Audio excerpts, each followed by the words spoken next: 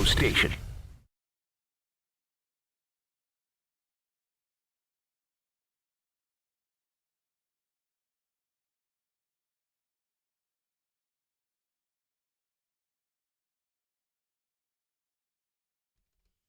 All right, happy Tuesday, 16th day of December 2025. B&C no está today. Instead, it is the Dan Graca Show, live and in living color right here for the next 3 hours at 800-919-3776. That is the telephone number. Bart and Chris enjoying a well-deserved Tuesday off. Matt Boombaka's here. I see him. I see Ray Dinahan. He's here as well. They're producing the program. We go right up until 1 o'clock today, and it is TMKS. I don't know if you guys know this, but there is maybe one of the biggest events in New York sports history happening tonight, and it can be heard on this very radio station. That is called the third ever NBA Cup championship game, and it involves the New York Knickerbockers. That is right. An 8:30 tip. Our pregame coverage begins at 8 o'clock right here on ESPN New York. We will be all over it for you. Knicks, Spurs, Sin City. I mean, the anticipation is palpable. I mean, I don't even know if I'm going to be able to make it through the day. Just looking at the watch every 10 seconds. Is it 8 o'clock yet? Is it 8 o'clock yet? Is it 8 o'clock yet? We also got Rangers hockey tonight, too, over on the 1050 side. That's what I'll be involved in pregame at 6:30 as the Rangers try to bounce back against the Vancouver Canucks. But we'll get into those things a little bit later on. Football is still the name of the game. Yeah, and I know, even we're in this city where the two respective football teams have long passed over from relevant football with 3 weeks to go still in the season. And now the question becomes, what does the future look like? We'll get to the Giants in just a little bit. They're playing out the string, in control of the number one pick in the draft. I mean, you got that going for you if you're a Giant fan. Now we'll see if they can hang on to that distinction from now until the end of the season. But the Jets, coming off another disappointing performance in Jacksonville on Sunday. Defense, once again, leaving a lot to be desired. So Aaron Glenn acted and really did the only thing that he could do, and that was relieve Steve Wilks of his duties as defensive coordinator yesterday. And I think that if you're a Jet fan and you watch this team all season long, I really don't know how you take exception or push back against the move that was made. It was a move that had to be made. And also, whether it was now, whether it was 3 weeks from now at the end of the season, you knew that a change was in the offing because it had to be. You know, in professional sports and in football, it's a meritocracy, right? You perform, you get rewarded. If you don't, they're going to find people that could get the job done. It's as simple as that. Whether you're a head coach, whether you're an assistant coach. And the Jet defense this year, granted, they've dealt with injuries. They traded away two of their best defensive players in Sauce Gardner and Quinnen Williams. Like, we get all those things. It happened. But when your defense is going south at the end of the season and just taking steps backwards, and what happened the last two games against the Miami Dolphins and against the Jacksonville Jaguars, I mean, you know, you're sitting there and you're watching it, and on Sunday we were doing the game, and it felt like it was Groundhog Day. It felt like Bill Murray. You know, the alarm goes off, Sonny and Cher come on, and I'm popping out of bed. I was like, wait, didn't I see this already? Because for the second straight game, the opposing team scores 3 touchdowns in their first 3 possessions. That shouldn't happen in the NFL. Should not happen, especially a Miami team, which, as we saw them last night in Pittsburgh, generally when they go outside and they go in the cold, they don't perform very well. But they had no problems at the Meadowlands a couple of years ago, or a couple of weeks ago. None whatsoever. And you just can't have that. That's the bottom line. And then last week down in Jacksonville, you know, we were talking about it. The Jets made Trevor Lawrence look like the guy that everybody and their mother was primed to tank for during the 2020 season. That he was the chosen one. He was the Messiah. He was going to be the guy that was going to change the fortunes of, you know, whatever franchise was able to draft him first overall. And we really have not seen that guy consistently for the first 4 or 5 years of his career until Sunday afternoon. Like, that should not have happened. Quarterback is not supposed to throw 5 touchdown passes, run for another touchdown pass, and by the way, basically just make it look as easy can be, because that's what happened on Sunday afternoon. So you have to make a change. And the thing that Aaron Glenn points out quite often throughout the season, right? Why he was so reluctant to make a change, why he had confidence and stood behind Steve Wilks in particular. You know, the analogy that he would bring up was his own personal experience as a defensive coordinator with the Detroit Lions back in the day, right? When he got there and Dan Campbell got there and they took over that program in Detroit, that was a losing program. They didn't have a winning tradition. They were a mess. LOL Lions. They'll never be able to turn it around. And things were bad that first season. They came out of the gates the first, 12, 13 weeks or whatever, barely won any football games. And Aaron Glenn likes to remind people that Dan Campbell stood by him. And the popular thing to do back then would have just been to move on from Aaron Glenn. But he stood by him, and then in year number 2, things started to turn around, and then they got that program off the ground and running to where it is right now, where you look at the Lions as, one of the better teams in the NFC. But the thing that also he leaves out when talking about that is, no, it's not like Dan Campbell stood by all his guys. Because let's not forget, after that first year, he decided to move on from his offensive coordinator. And that was Anthony Lynn. Remember that? Anthony Lynn was a head coach in this league. Did a nice job with the Chargers for a couple of years, got them to the playoffs, won some games out there. He bagged Anthony Lynn after that first season, figuring that, he ain't the right fit for what we want to do schematically on the offensive side of things. Let's just move on after one season. And then what happened? He promoted one of his other assistant coaches, a guy by the name of Ben Johnson, to offensive coordinator, and then things really took off. And now when you think of the Detroit Lions, with Aaron Glenn off doing his thing as a head coach, with Ben Johnson off doing his thing with the Chicago Bears, you still think of the Detroit Lions as an offense-first team, right? With all the skill and all the talent they have on that side of the football. So sometimes the moves you make end up benefiting you down the road. And if you're a Jet fan, you're hoping that the decision to change coordinators defensively will get that thing turned around starting, well, you hope as soon as Sunday, but realistically, once we reconvene for next season. And you have a different look on that side of the ball, you start to bring in some pieces, and obviously there's a little bit of a lack of talent too. They're rebuilding. You said goodbye to some good players. Now what you have to do is twofold. Number one, you got to figure out, okay, who's going to be my defensive coordinator for next year? And I don't know if Aaron Glenn has a list. I don't know if he has any sort of wishes as to, who he ultimately would like to see take over the program.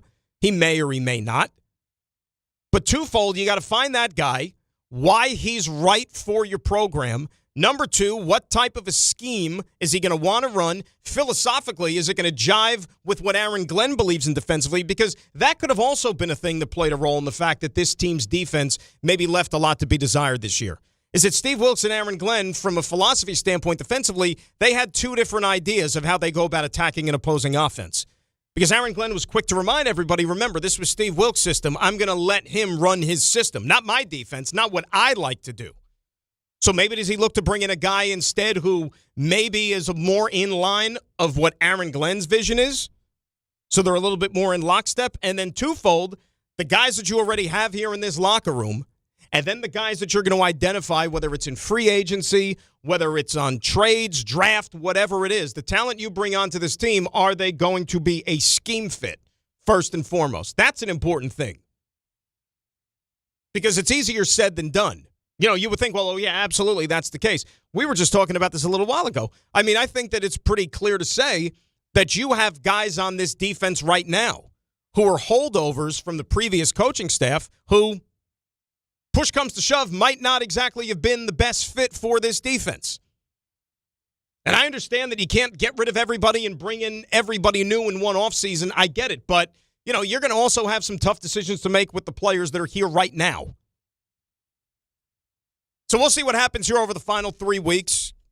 Chris Harris is going to have an opportunity here to try to see if he can throw his hat into the ring and make a claim over 3 weeks as to why maybe he should get some consideration to be the long-term defensive coordinator for this team. I mean, that'd be great, but, I don't know if you can necessarily do that in just 3 weeks. Aaron Glenn is going to lend a helping hand here over the final few games, but hay's already in the barn, as they like to say. This season is pretty much done, and you already have one eye on the future, but you still have 3 more games to play, and, maybe you steal one, maybe you don't. I'll tell you this, Jets are going to have a lot of input as to who wins the AFC East this year, because Jets got to play the Bills, Jets got to play the Patriots.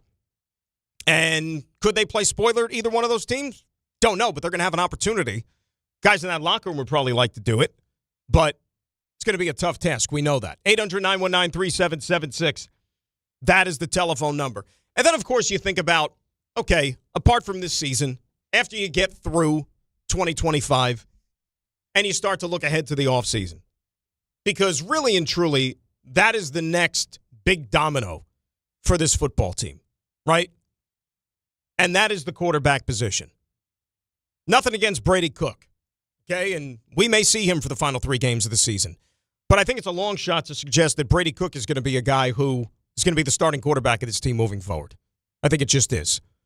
So now you have to go get that guy, whether it's in the draft, whether it's on another roster, whether you find him in another country, whoever it is. Because right now they don't have the answer in that building. You know, we spent a lot of time last week having fun with the Joe Burrow stuff. And by the way, not exactly a scintillating performance by Joe Burrow this past week against the Baltimore Ravens. I think that goes without saying. You know what the Cincinnati Bengals look like on Sunday, by the way? They basically took the cue of their leader. And if you go back and you watch that press conference that Joe Burrow had in the middle of last week, where he looked about as down in the dumps as you've ever seen any player look, especially a guy who's getting paid a boatload of money like Joe Burrow, and a guy who's supposed to be one of the premier players at his position in the National Football League, he looked like he would rather be any place else but with that current organization. And you know what? I think the rest of the locker room took that cue because they played like it on Sunday in that game against Baltimore. They wanted nothing to do with that game. Absolutely nothing. And by the way, you know, we talk about the Bengals, and obviously they're a cheap organization, and maybe that's one of the underlying reasons why they would look to maybe move on from Joe Burrow, right? In the fact that they don't want to maybe pay the salary, and they don't want to maybe have to be locked in and committed to what they're going to have to pay him for the remainder of that contract, especially if they're not winning football games. Like, you know, you could try to maybe pull that one over on them a little bit. Did you see what the stadium looked like on Sunday? Did you see all the snow that was in the stands and covering on the seats, which, by the way, violates a league policy, okay? Because they were too cheap to probably hire people, pay them $50 to come in and shovel the stadium, right? I mean, that's the Bengals to a T right there. So maybe Burrow has one eye on another organization. Maybe he has, you know, his eye on a greener pasture. Who the hell knows? And are the Jets going to be one of those places? We shall see. But nevertheless, you then also have the draft possibility. We saw Fernando Mendoza win the Heisman Trophy on Saturday night. Congratulations to him, right? Good job, Fernando. But now he's also got important games to play with the college football playoff. And fairly or unfairly, that's also going to play a big factor as to how he's evaluated when it comes to the upcoming draft.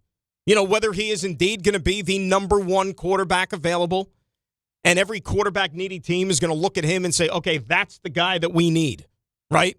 That's the guy that we're going to move heaven and earth to get. If he goes out there and he delivers Indiana a national championship, I mean, there's going to be no argument about it whatsoever. He'll be number one with a bullet. It's as simple as that. Now, the question, if you're the New York Jets, are you going to be in a position to where, let's say he is the guy that you can actually use your draft capital and use all the picks that you have, that you could go up and get him, which you figure is going to have to be number one overall. Right now, the Jets are sitting there in the 5th spot. I don't know what's going to happen between now and the end of the season. I don't know if they're going to win another game. Couldn't tell you. I don't know if the teams below them are going to win another game. You drive yourself crazy worrying about all those things. Even though there's only 3 weeks left in the season, you just got to let it play itself out. Right? It's as simple as that. But the danger, if you do have to move up and get the guy you want all the way to number one, if you have to make that kind of a commitment and you deprive yourself of some of your precious draft capital, well, those are also tickets that you have to go stock your roster. Because the other crime that you could commit when it comes to building a football team is being a little bit too generous in trading up to get your guy, and then he comes into your program and you have nothing in that locker room. And then he's going to go out there and basically get his head beaten in for however long it takes you to put a good football team around him. That's also the danger. And then you hurt his development.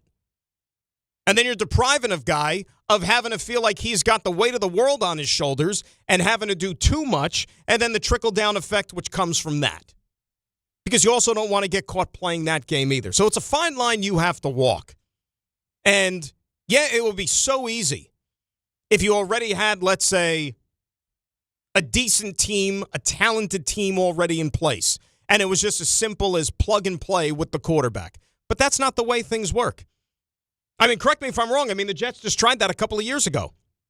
Right? You thought you had a really good roster. Veteran roster with some good young talent mixed in. And all you needed was a quarterback, and they went out there and they swung the trade for a guy by the name of Aaron Rodgers. And guess what? It didn't work out. He gets hurt in year number 1. Last year, plays every single game, but still wasn't good enough. Actually, he was not good. Not good at all.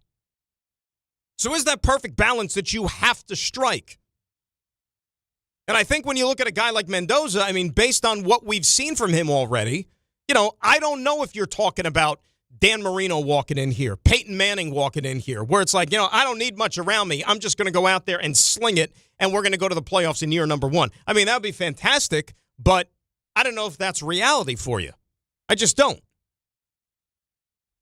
800-919-3776 is the telephone number. So I understand that if you're a Jet fan, you already got one eye on the future.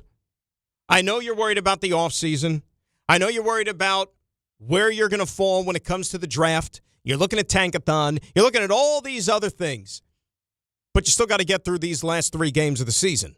And from an evaluation standpoint, you know that the coaches are still sitting there trying to figure out, okay, do we want this guy moving forward? Is this guy going to be around next year? Do we think we have a role for him in 2026 and beyond?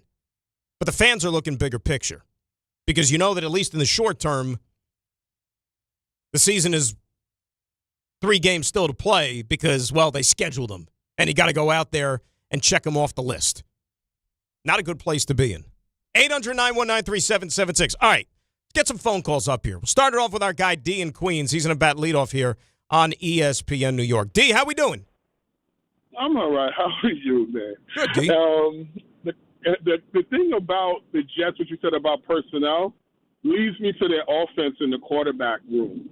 If you wanted, because when they said something on Sunday, they want to run a Detroit-type offense, that's what they want to see, then you should have never got Justin Fields and Tyrod Taylor. They don't fit what you should have got a Mac Jones and what you paying Justin Fields traded for a Kirk Cousins. That would have made more sense if you're going to run a Detroit system because those quarterbacks are closer to a Jared Goff. Justin Fields is a completely different quarterback. No, 100%. But so Tyrod Taylor. No, D, here's what I think they were falling in love with that situation, though, and I thank you for the phone call. I mean, ultimately, in a perfect world, they want to see this thing flourish to where maybe it starts to resemble the Detroit Lions system, like once they have all their pieces in place. But I think going into this season, it was going to be run the ball, run the ball, run the ball. And remember, Justin Fields, a dual-threat quarterback, a guy that is just as good with his legs and maybe even in some cases better running the football than anything he does when it comes to throwing it. Okay, because you look at the weaponry and the skill position players that the Jets had on that roster coming into the season, it nowhere near resembled what the Detroit Lions had, right? I mean, Jared Goff, looks all around, and he's got playmakers everywhere around him inside that huddle. Jets don't. I mean, we went into the season saying, well, wait a second, it's Garrett Wilson at wide receiver and who? Breece Hall's a nice player, but defenses are going to be keying in on him. Who's going to stretch the field? Who's going to beat you?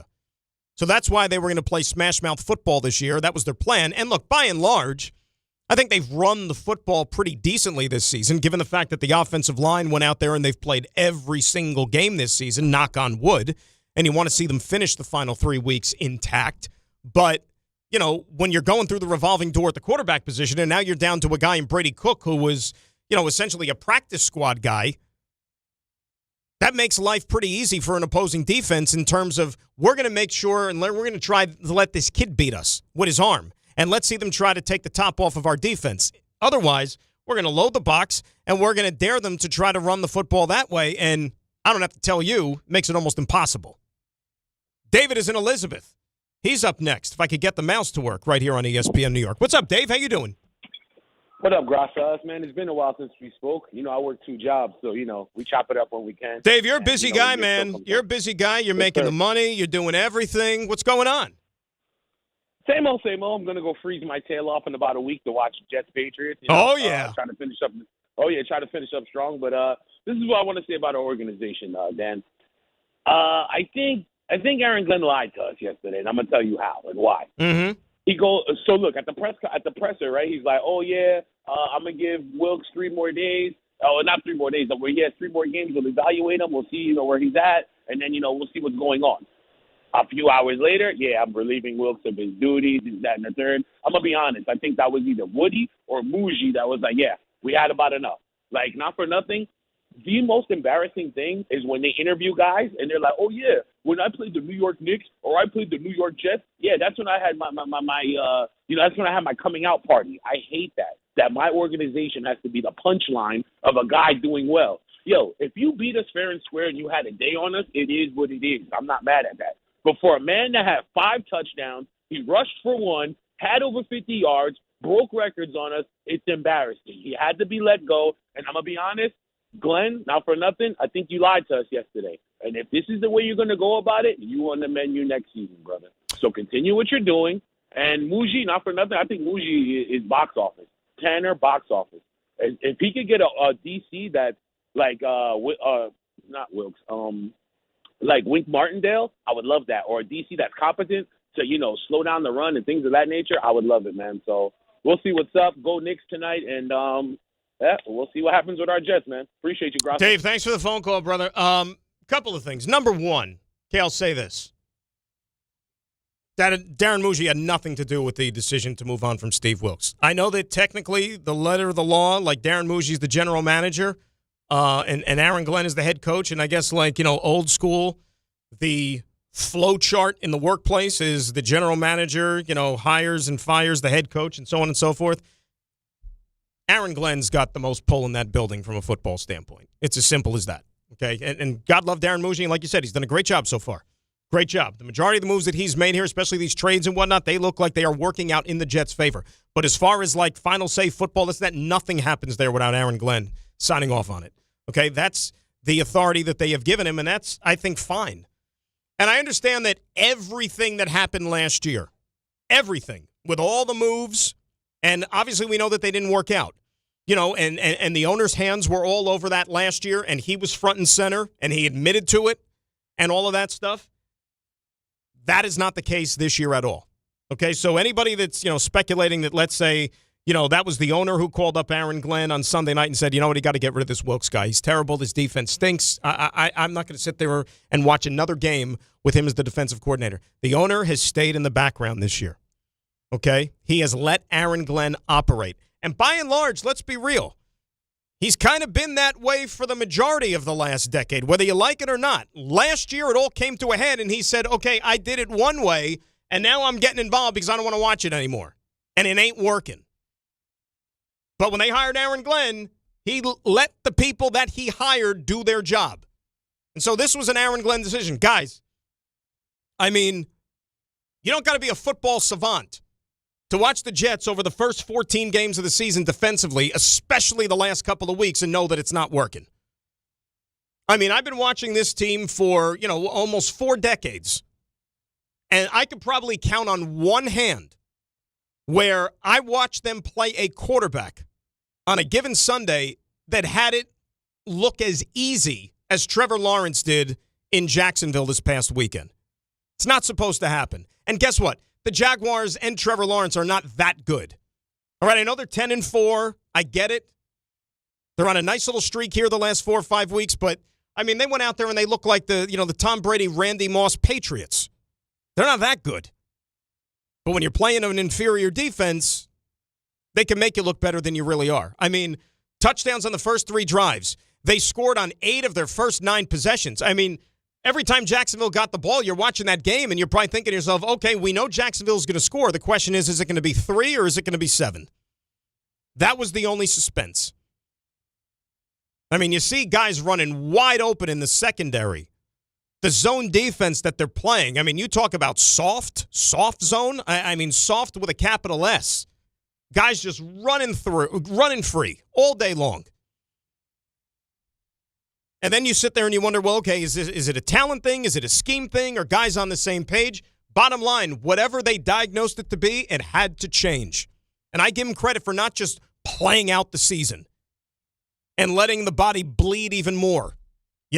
Try to put it to a head, put it to a halt, and try to get this thing better So at least the guys that are busting their you-know-what, whether it's coaches, whether it's players, how many hours a day trying to go out there and have a good performance on Sundays, that they're able to go out there and at least have a good showing, especially against those couple of teams you still have waiting for you on the schedule before the season is over.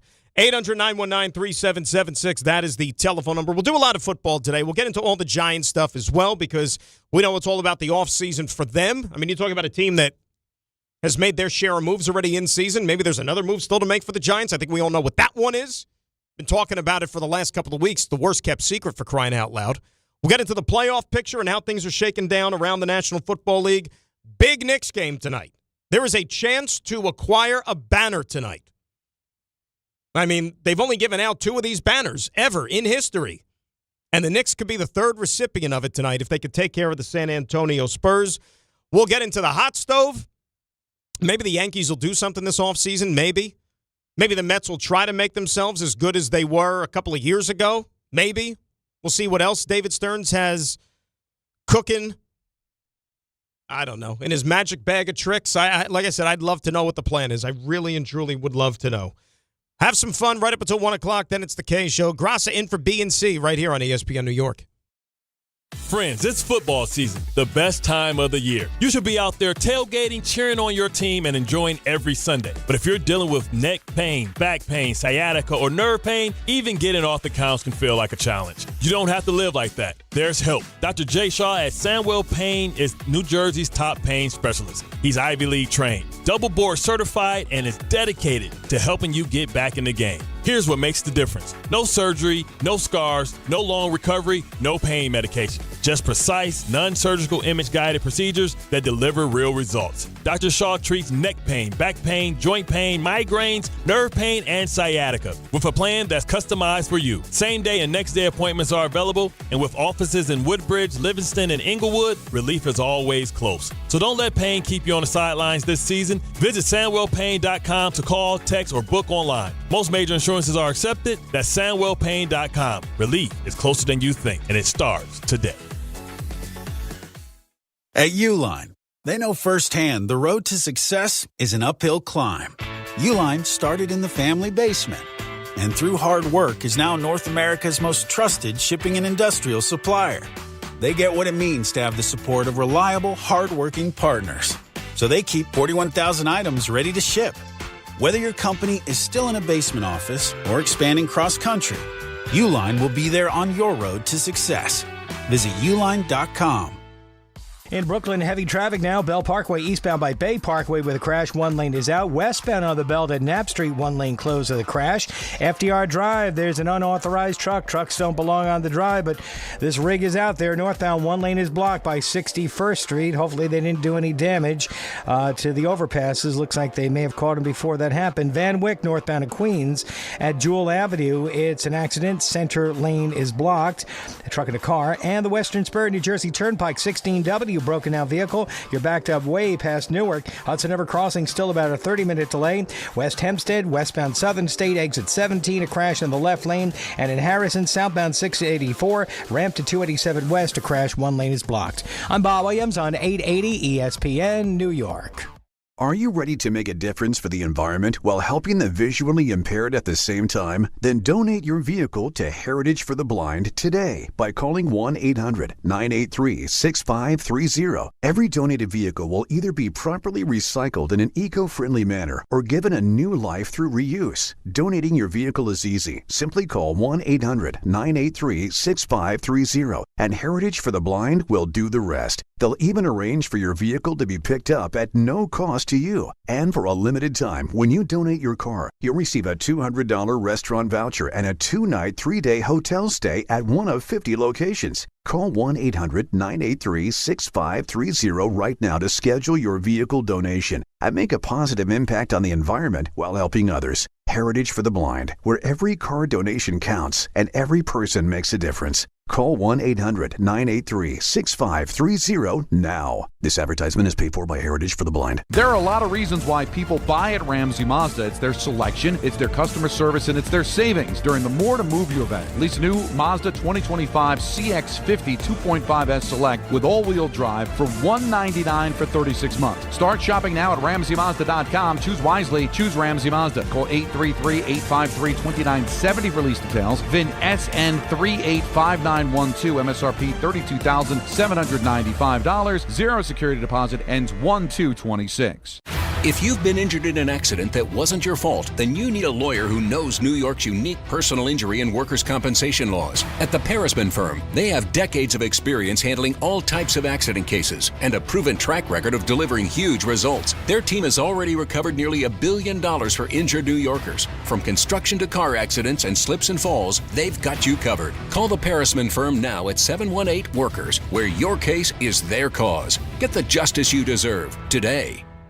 The holidays are here, and Amazon Pickup is your MVP of package pickup. Need that perfect gift like a brand new jersey for the big game? With Amazon Pickup, you can grab your order from secure Amazon lockers or counters near you on your schedule at no extra cost. It's fast, it's easy, and it keeps your holiday surprises tucked safely away. So whether you're running from work or heading to the holiday party, Amazon Pickup makes holiday shopping worry-free. Find your nearest Amazon Pickup location at amazon.com/pickupmvp. That's amazon.com/pickupmvp. I know that hiring can be challenging. You sort through tons of resumes and you get too many so-so applicants. You're just waiting for someone to match your role perfectly.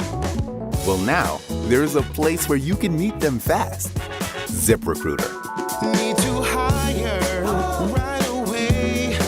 Start your search for strong candidates. The right fit awaits. Build your team.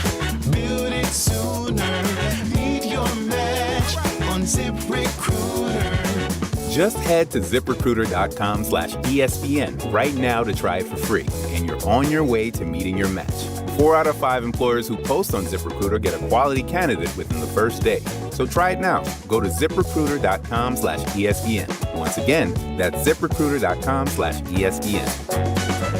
Meet your match on ZipRecruiter. Try it free.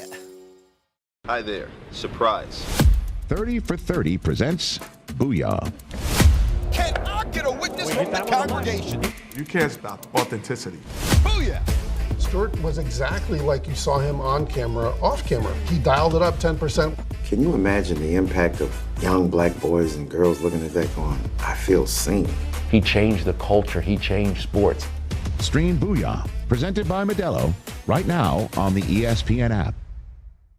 My name is Whitney Allen. I am a widow. My husband, Ryan, died. We never thought in a million years we'd have to use life insurance. The unexpected happened. With Ethos, it is so fast and easy. It's 100% online. You can get a quote in seconds, apply in minutes, and get same-day coverage. No medical exams, and you can get up to $3 million worth of coverage through Ethos. Get your free quote at ethos.com/game. That's ETHOS.com/game. Time spent on application may vary. Online health questions required.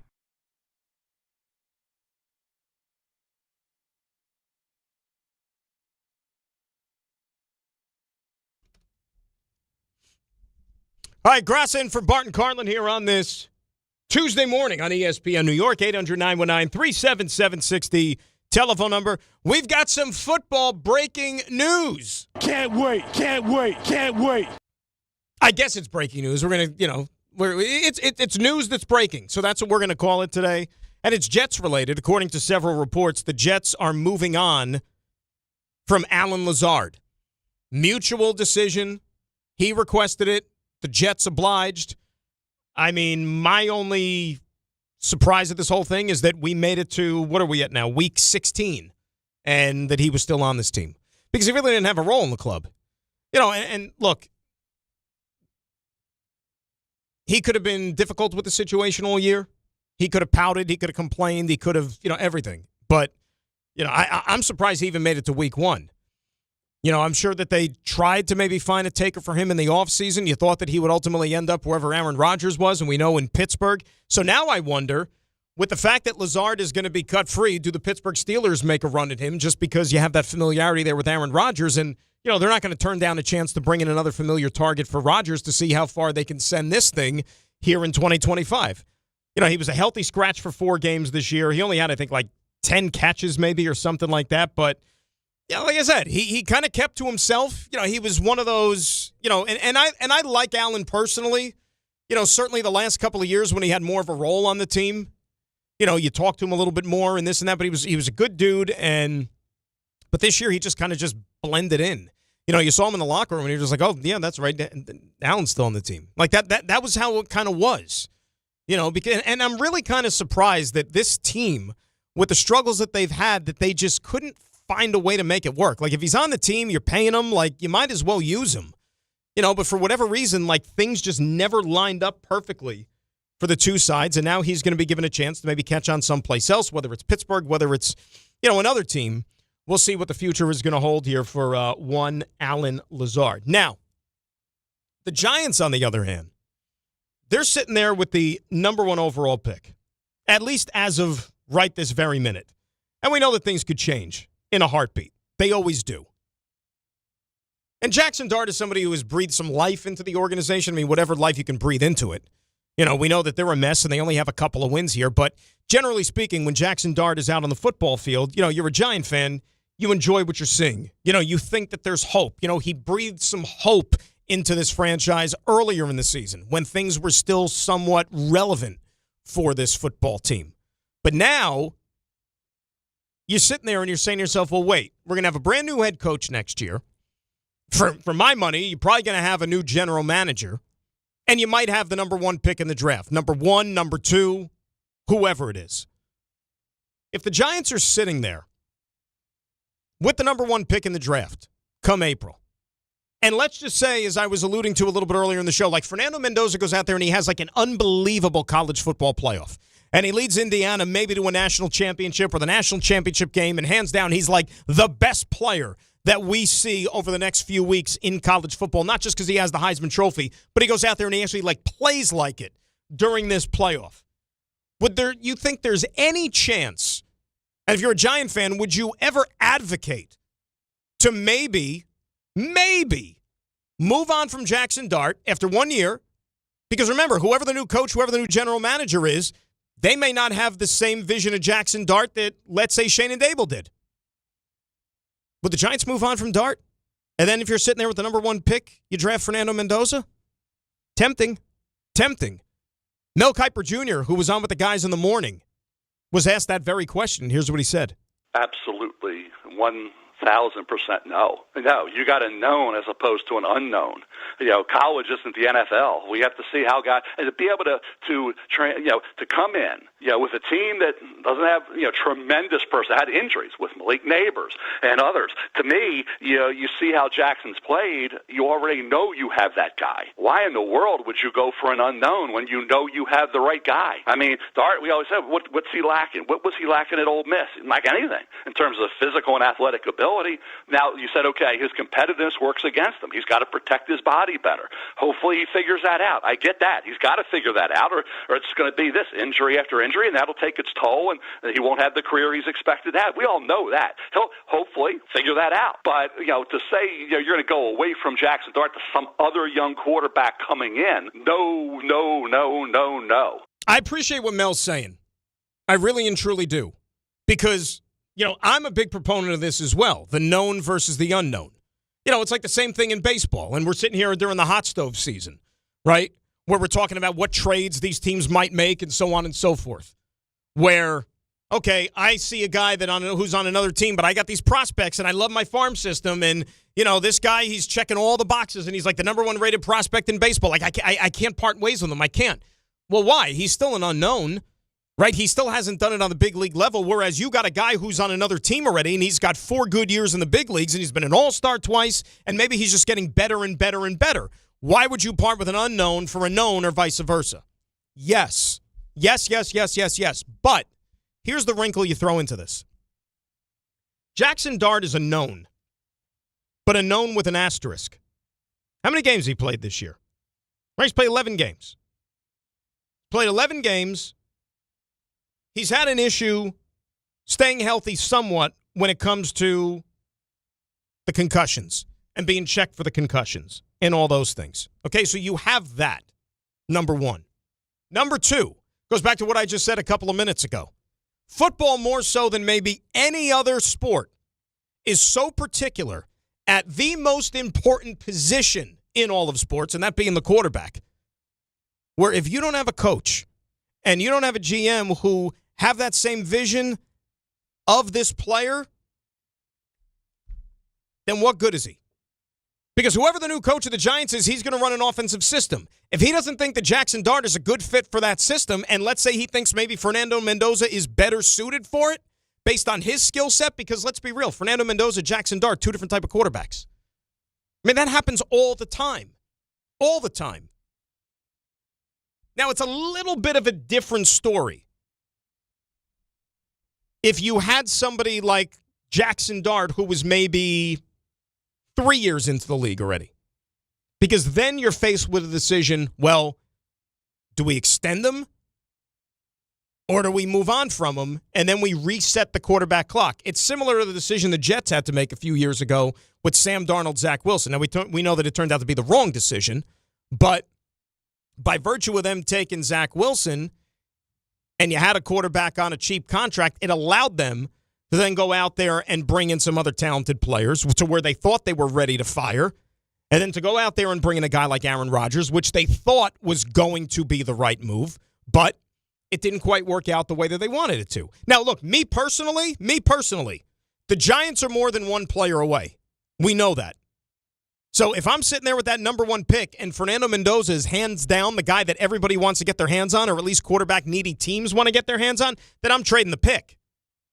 I'm trading the pick for a boatload of draft capital, maybe even get some veteran players in the deal as well, because I need to be in the business of acquiring talent if I'm the New York Giants.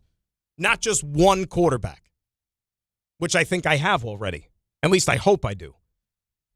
We'll talk about it with you next, 800-919-3776. We'll also get into the Knicks situation. Big NBA Cup final tonight against the San Antonio Spurs. Grassa in for B&C right here on ESPN New York.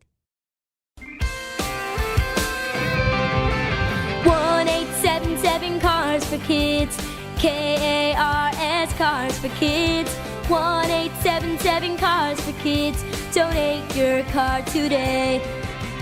1-877 Cars for Kids. Donate your car today. Ready to get rid of that old car? Donate it to Cars for Kids. Call 1-877-CARS-FOR-KIDS to reach a friendly live agent. Donation's super easy, and your car can be picked up as soon as tomorrow. Call us now, 1-877-CARS-FOR-KIDS. That's Cars with a K to donate your car today. 1-877 Cars for Kids. KARS Cars for Kids. KARS Cars for Kids. 1-877 Cars for Kids. Donate your car today. Hurry! It's our last chance to donate for 2025. Holiday cheer starts here. Stop by participating Optimum stores through December 20th for giveaways and Saturday visits with Santa and friends. Visit Optimum.com/Santa to learn more. Ox Spine at New York Presbyterian is always in pursuit of a better way to heal the spine. We're getting more people moving again with minimally invasive, non-surgical, and surgical treatments with innovative solutions for every back and spine condition and your unique needs. Expert spine care is available now across New York City and Westchester. Find a doctor at nyp.org/oxspine. Stay amazing. New York Presbyterian. Bet365 is paying.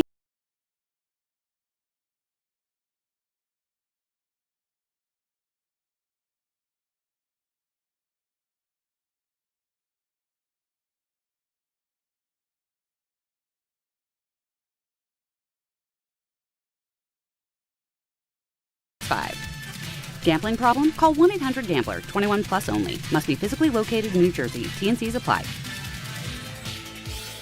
With Progressive Customer Service, there are lots of ways to connect with us, so you never have to miss a second of your favorite sport. Because you'd much rather watch a ball go through a net 124 times in 48 minutes when you don't really have to pay attention until the last two, and then somehow those 2 minutes will take an hour. You don't want to miss all that. Luckily, you can chat with Progressive on our app, online, or over the phone without missing a single one of those times the ball goes through the metal circle. Progressive Casualty Insurance Company affiliates and other insurers. Not available in all states or situations.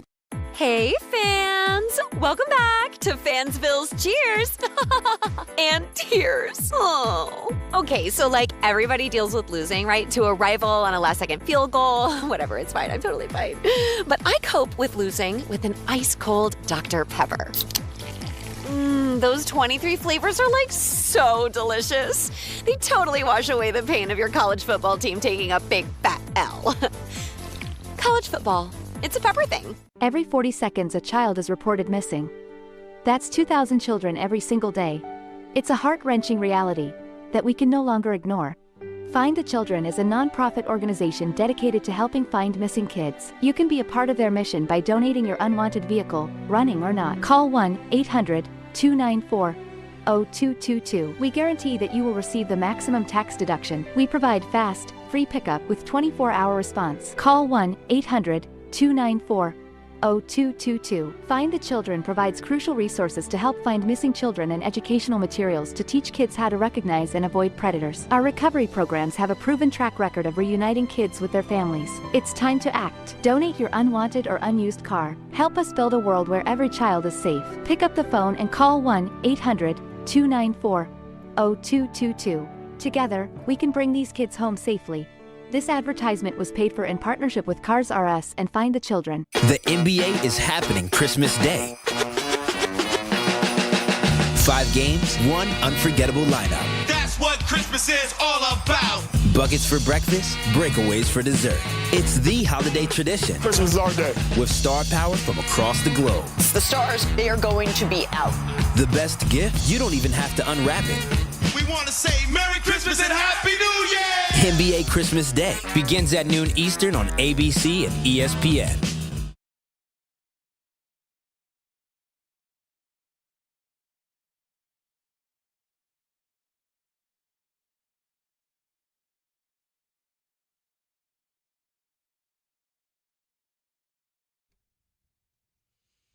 All right, Dan Graca sitting in for B&C here on this Tuesday, ESPN New York. 800-919-3776, the telephone number. By the way, for everybody planning ahead, you know, it's the holidays and you got a lot of hustle and bustle and stuff going on. You know, you got to make sure that you take care of between now and next week. If you are a football fan and a sports fan, which I figure you are, because why the hell else would you be listening to the show, right? This is the week where Saturday football begins in the NFL. So you've got a doubleheader on Saturday this week. 5 o'clock kickoff between the Eagles and the Commanders. Now, we know the game means absolutely nothing for the Commanders. You get a chance to watch Marcus Mariota. And then the prime timer, which is a real good one, 8:20 kickoff, Green Bay at Chicago. Now, that is box office. That's going to be cold. It's going to be blustery. Hell, you might even get some weather involved in Chicago coming up on Saturday night. Those are both Fox vehicles. So not too shabby. You know, as you're the final weekend before Christmas and you're getting your things done and finalizing everything you got to do, boom, you got 2 football games to keep you company. What could be better? I love the Saturday football. Absolutely love it. Stuntman Mike, his name's Mike and he's a stuntman apparently, tweets away and he says, I think it's pretty obvious that Dart is light years better than Mendoza. He made a couple of nice throws against Ohio State, but Indiana's defense won that game. He's the best quarterback, and he won a Heisman in a year of poor quarterback play. It wasn't a great year for quarterbacks, right, in college football. So much so that, and Mike, thanks for checking in, by the way, and if anybody wants to tweet away at Dan Graca, Graca, remember back in August when the college football season was starting, how they were talking up this potential draft class as it was going to be unbelievable. There was going to be no shortage of options. Well, what's happened? Arch Manning wasn't the second coming this season. And, oh, by the way, Arch is going to be going back to school, and he's not even going to be in the 2026 draft. You're going to have to wait till 27. Lenore Sellers from South Carolina, another guy who was thought to be a premium prospect, not going into the draft. He's going back to school next year. And a guy like Fernando Mendoza, I don't think Fernando Mendoza was topping too many Heisman or preseason Heisman kind of predictions and projections and things like that. I don't remember seeing his name there. And he ended up being the best of the bunch. So, yeah, I mean, you could sit there and say that you like what this guy's done better than this guy, but remember, with the case of any quarterback who's coming into the league, and I know it sounds like a cliche, but it's really, really true. Let's see where they end up. Let's see if it's the right situation, the coaching staff, the fit, the talent around them. All those things have to be taken into account before we know if they're going to be good or not.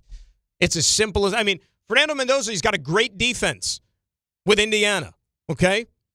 What happens if he goes up against a team in this college football play? I mean, look, for my money, Ohio State's the best defense in the country. And they didn't light up the Buckeyes that night in the Big Ten championship game, but he made enough plays to win the game. Okay, he did what he did. And for me, that checks a big box. Winning is important. And sometimes if you find a way to gut out a win, even if you don't have your best, even if you're going up against a real good defense, and you take a beating. Like, think about some of those, like the game that stands out to me, like think of, those two giant runs that they won Super Bowls with Eli. That second Super Bowl in 2011, the NFC Championship game in San Francisco, like Eli took an absolute freaking beating in that game. I always said that was one of the 3 worst beatings I ever saw a quarterback take ever in the NFL. Where he actually lived to talk about it when the game was over and he could walk off the field under his own power, right? Sometimes that kicks up your stock a few more notches and makes you that much more valuable. So, yeah, I mean, we'll see, really and truly, because we've seen countless examples of guys who go out there and are just, the greatest thing since sliced bread in college. They come into the NFL and then, whoops, they go up against NFL defenses, and opposing coaches are able to just go to school on those guys based on the film, and they take away everything that they do well. And then it's, maybe we don't have our guy. Happens a lot. Dave in the car. He's up next here on ESPN New York. If I could get the mouse to work. There we go. David, how are you? I'm fine. Thanks for taking my call. What's up, Dave? Look, I just got a vent here, and just maybe there's a question in here. I'm looking at New York, obviously, as the mecca of sports. I'm looking at the Jets and the Giants. I don't feel positive about either situation. You would think if the Giants get the first pick, right? Look at the organization from a leadership standpoint. There's nothing there I trust about them making the right move. And you look at the Jets, and like you just said, they cut Lazard loose, who I didn't even know had made the roster. And you're everything is so gray. There's nothing decisive or clear-cut about anything that either club is doing right now. It's I don't feel confident, even with them getting a boatload of picks in the upcoming draft. How could that be in New York City? And why won't those ownerships sell their soul for a Thomason or someone to come in here and right the ship? Whatever check you have to write, do it. You did it with Glenn, but Dave, Mike Tomlin is under contract with another team. I mean, you can have the biggest check you want. He's currently employed by another team. Who's to say the Steelers want to let him go? I understand that. It just seems it doesn't seem like there's enough moxie where even you would think, how can I put this? When you see the Lakers get Luka, when you see the Lakers get Shaq, when you see the Lakers get anybody that's a big name that they can carry for a decade and build some type of dynasty on, it doesn't surprise you because that's the Lakers. That's the way they've always been. They go after big game. I don't get that same feeling with the Jets or the Giants. They won't even attempt to make that type of big move. Dave, think about this, though, and thanks a lot for the phone call. First of all, I mean, the Kobe situation, there was still so much gray area with Kobe. He was a high school kid. All right? And that was more a power move than anything else because David Falk, who was his agent, scared teams away like the New Jersey Nets when John Calipari was running the show. They wanted to draft Kobe, and David Falk basically told all these other teams before the draft, don't take him. He's not going to go there. He don't want to play for you. So they ultimately got their way, and they got to the Lakers. They had to work out the trade with Charlotte, remember, because Charlotte drafted Kobe. And Shaq was a free agent. Shaq ended up going to the Lakers. Because they paid him a boatload of money and Orlando got cheap. But, the thing about Mike Tomlin, to me, what he's done in Pittsburgh, with the way things have gone for the two teams in this city for the last decade plus or whatnot, anybody would love to have that kind of resume. Anybody, right? But who's to say that Mike Tomlin's even going to be available? And, last night, Like, here's the thing with the Steelers. All right, they're 8-6 right now, which is like light years better than anything the Jets and the Giants are. We get that, okay? They're trying to fend off Baltimore to win their division. They've got the tiebreaker on them, too, right now because they beat the Ravens this year. They're going to play again in Week 18. But look at the way this is playing out right now in the AFC. If you're going to sit there and look at the playoff picture, do you have any confidence that the Steelers are going to be able to make a deep run in the playoffs this season? Like, so essentially what's happening here is that the Steelers script is going to go along the same way that it's been going for the last several years that Steeler fans have grown spoiled and are tired of. They're getting sick of just winning season after winning season after winning season, making the playoffs, and then not even winning a playoff game. Like, they're tired of that. They have loftier goals, whereas football fans in this city, they would cut off their arm to be able to have a winning season and to make the playoffs on an annual basis. It's like, where do I sign? But you got to find the right guy. Remember Mike Tomlin 20 years ago when the Steelers took a chance on him. Okay, Mike Tomlin was not a guy who was this, like, you know, super-duper head coach in the making. If I'm not mistaken, I believe he only had like 1 year of coordinator experience. He was the Minnesota Vikings defensive coordinator for 1 season before the Steelers hired him. 1 year. But you know what he did? He impressed during the interview process, and the Steelers, who obviously know what the hell they're doing based on all the Lombardi trophies, and they were like, that guy's got it. Jets are hoping Aaron Glenn has it. Giants, well, they're trying to find a guy who has it. 800-919-3776, that's the telephone number. More football conversation. We'll get into the Knicks as well. We roll till 1. Grassin for B&C right here on ESPN New York. Do you have trouble getting in and out of the bathtub? Are you afraid you'll slip and fall entering or exiting a tub? Safe Step walk-in tubs can transform your bathtub from an area of concern to a calming refuge. Call them today at 1-800-731-4558 and save $1,600. Safe Step walk-in tubs and showers are proudly made in Tennessee and offer an ultra-low step-in, avoiding that difficult climb over a traditional bathtub wall. They also offer a variety of therapeutic benefits that may help soothe your aching muscles and joints, increasing your mobility, boosting your energy, and improving your sleep. Safe Step walk-in tubs are designed to easily fit your existing tub space and are often installed in as little as 1 day. Just dial 1-800-731-4558 today to save $1,600 and receive a free shower package. That's 1-800-731-4558 for a free no-obligation consultation and to save $1,600. Safe Step walk-in tubs. Safety never felt so good.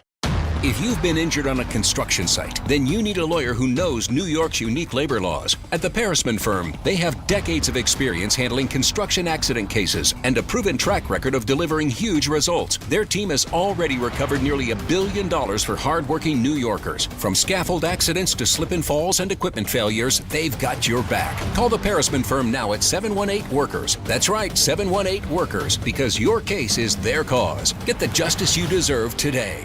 There are a lot of reasons why people buy at Ramsey Mazda. It's their selection, it's their customer service, and it's their savings. During the More to Move You event, lease a new 2025 Mazda CX-30 2.5S all-wheel drive for $159 for 36 months. Start shopping now at RamseyMazda.com. Choose wisely, choose Ramsey Mazda. Call 833-853-2970 for details. VIN SM839072. MSRP $26,690. Zero security deposit. Ends 1/2/26. New York Lottery's holiday scratch-off games are the perfect gift for everyone on your list. Like me, your Aunt Jules. I told you I didn't need a gift this year, but I secretly really want one. Or me, your neighbor Frank. I hope you didn't forget I'm coming to your holiday party tonight. Or me. Why does no one ever think of the voiceover guy? Anyway, New York Lottery's holiday scratch-off games have more winners and top prizes up to $5,000. Please play responsibly. Must be 18 plus. Gambling problem? Call 1-877-HOPE-NY or text HOPE-NY. Hey, this is Jalen Brunson. Jalen Brunson for 3. And this is your home for New York Knicks basketball. This is 880 ESPN. WHSQ and WCBS FM HD2, New York.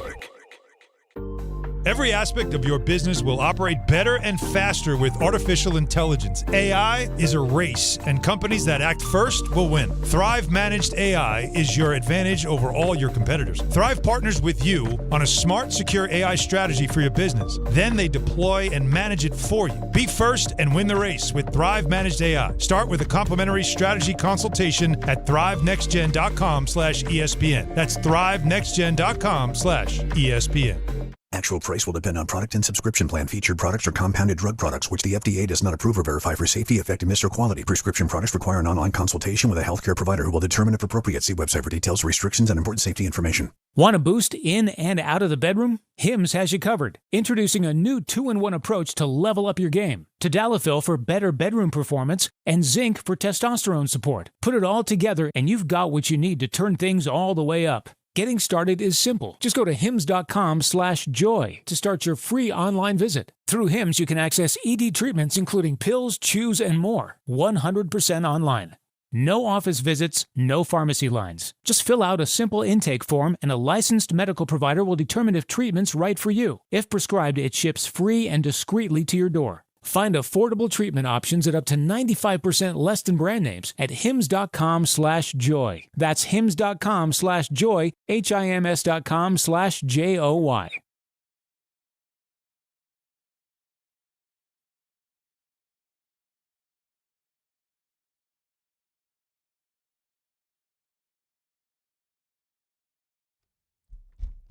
All right, hour number 2, we are rolling along on this Tuesday. Dan Grassa in for B&C on ESPN New York. Taking it right up until 1 o'clock, then it is the Michael K. Show, TMKS. Who's on that show today? Anybody special coming on today? Ray Dinahan, since you're involved heavily in this program and that one? There will be a Paul Feinbaum situation. Paul Feinbaum, the mouth from the South. Little college football conversation, huh? Anything else? That's all right now. That's it. Other than, of course, Michael K. Oh, he's going to be on the show. I mean, it's his show. His name's on the show. Not the Paul Feinbaum show with Michael K. It's the other way around. Michael K. show with Paul Feinbaum. All right, good college football conversation. Bowls are starting to heat up, like the minor bowls this week. The ones that, may not have a long lifespan moving forward. Well, they probably will just because of TV, right? And I love the bowls, by the way. Love the bowls. Regardless, I don't even care in this college football playoff world. I love me some bowl games. So I'll be locked into all of them, at least as many as I can consume, of course. Knicks basketball tonight, NBA Cup Championship, Knicks Spurs. It's a Prime Video vehicle. If you don't feel like streaming, you can listen to the game right here on ESPN New York beginning at 8 o'clock. Game, or get a couple of points tonight. It's as simple as that. Jonathan Quick, give him a start, tail end of the back and back, get Igor off his legs a little bit, and we'll see what happens here this afternoon. Let us say hi to Mark in Delaware, who is up next here on ESPN New York. Good morning, Mark. How are you? Hey, Dan. Happy holidays. How are you? Mark, happy holidays to you, to yours. I am fantastic. What is going on? Dan, I've been watching the Giants since the Joe Pisarcik days. Oh, boy. This franchise is so lost, it's incredible. In what world will a GM get year 5 to turn a franchise around? I mean, what is going on with this team? It's so bad, it's ridiculous. It doesn't make any sense to me right now. Like, Mark, I'll be honest with you. I would be shocked. And if I was a Giant fan, let's put it this way. If I was a Giant fan, and I know that they've given you plenty of ammo over the last several years that would question your trust in the people in charge, if Joe Schoen is brought back to be the general manager to spearhead this offseason, I don't know what to tell you. And if I'm a fan, I really don't know who's running the ship over there anymore. You said it, Dan. It was so bad Sunday. You know what I watched? I had the NFL package. I watched New England and Buffalo. That was a good game. I could not watch the Giants in Washington. That was a great game. It was a much better game than the Giants in Washington was, Mark, and it was a lot better game than the Jets and the Jaguars, and I still don't know to this day how the Patriots blew that game. A 3-touchdown lead at home over the Buffalo Bills, and Buffalo ran all over them in the second half. Patriots that are supposed to have one of the best run defenses in the entire National Football League. I mean, a crummy thing for New England is you win 10 in a row. It's like you're due for a loss at some point, but boy, to have it be that one. Oh, I mean, you could have put the division on ice. On ice. And now you just gave that Buffalo team new life, who everybody and their mother, still thinks is the leader in the clubhouse to get to the Super Bowl. I mean, this is the proverbial Josh Allen window, by the way, right now. And I know everybody loves the windows, right? Whenever talking about these abstracts with teams and the examples, everybody loves the window. This is Josh Allen's window, because when you look at the landscape in the AFC, who else would you say is a team that, you know what? Bills run into them. They're not going to be able to beat them. I don't think anybody. You got no Kansas City, right? They're out of the mix. You don't have to worry about them. You don't got to worry about Baltimore this year as a team that can stand in your way. You know that Joe Burrow's not going to be able to spoil the party this year with the Cincinnati Bengals. You beat the New England Patriots already if you have to go toe-to-toe with them. I mean, it's all lining up perfectly for Josh Allen and the Bills to get to a Super Bowl. But obviously you got to go out there and do it. And now is when you want to be playing your best football.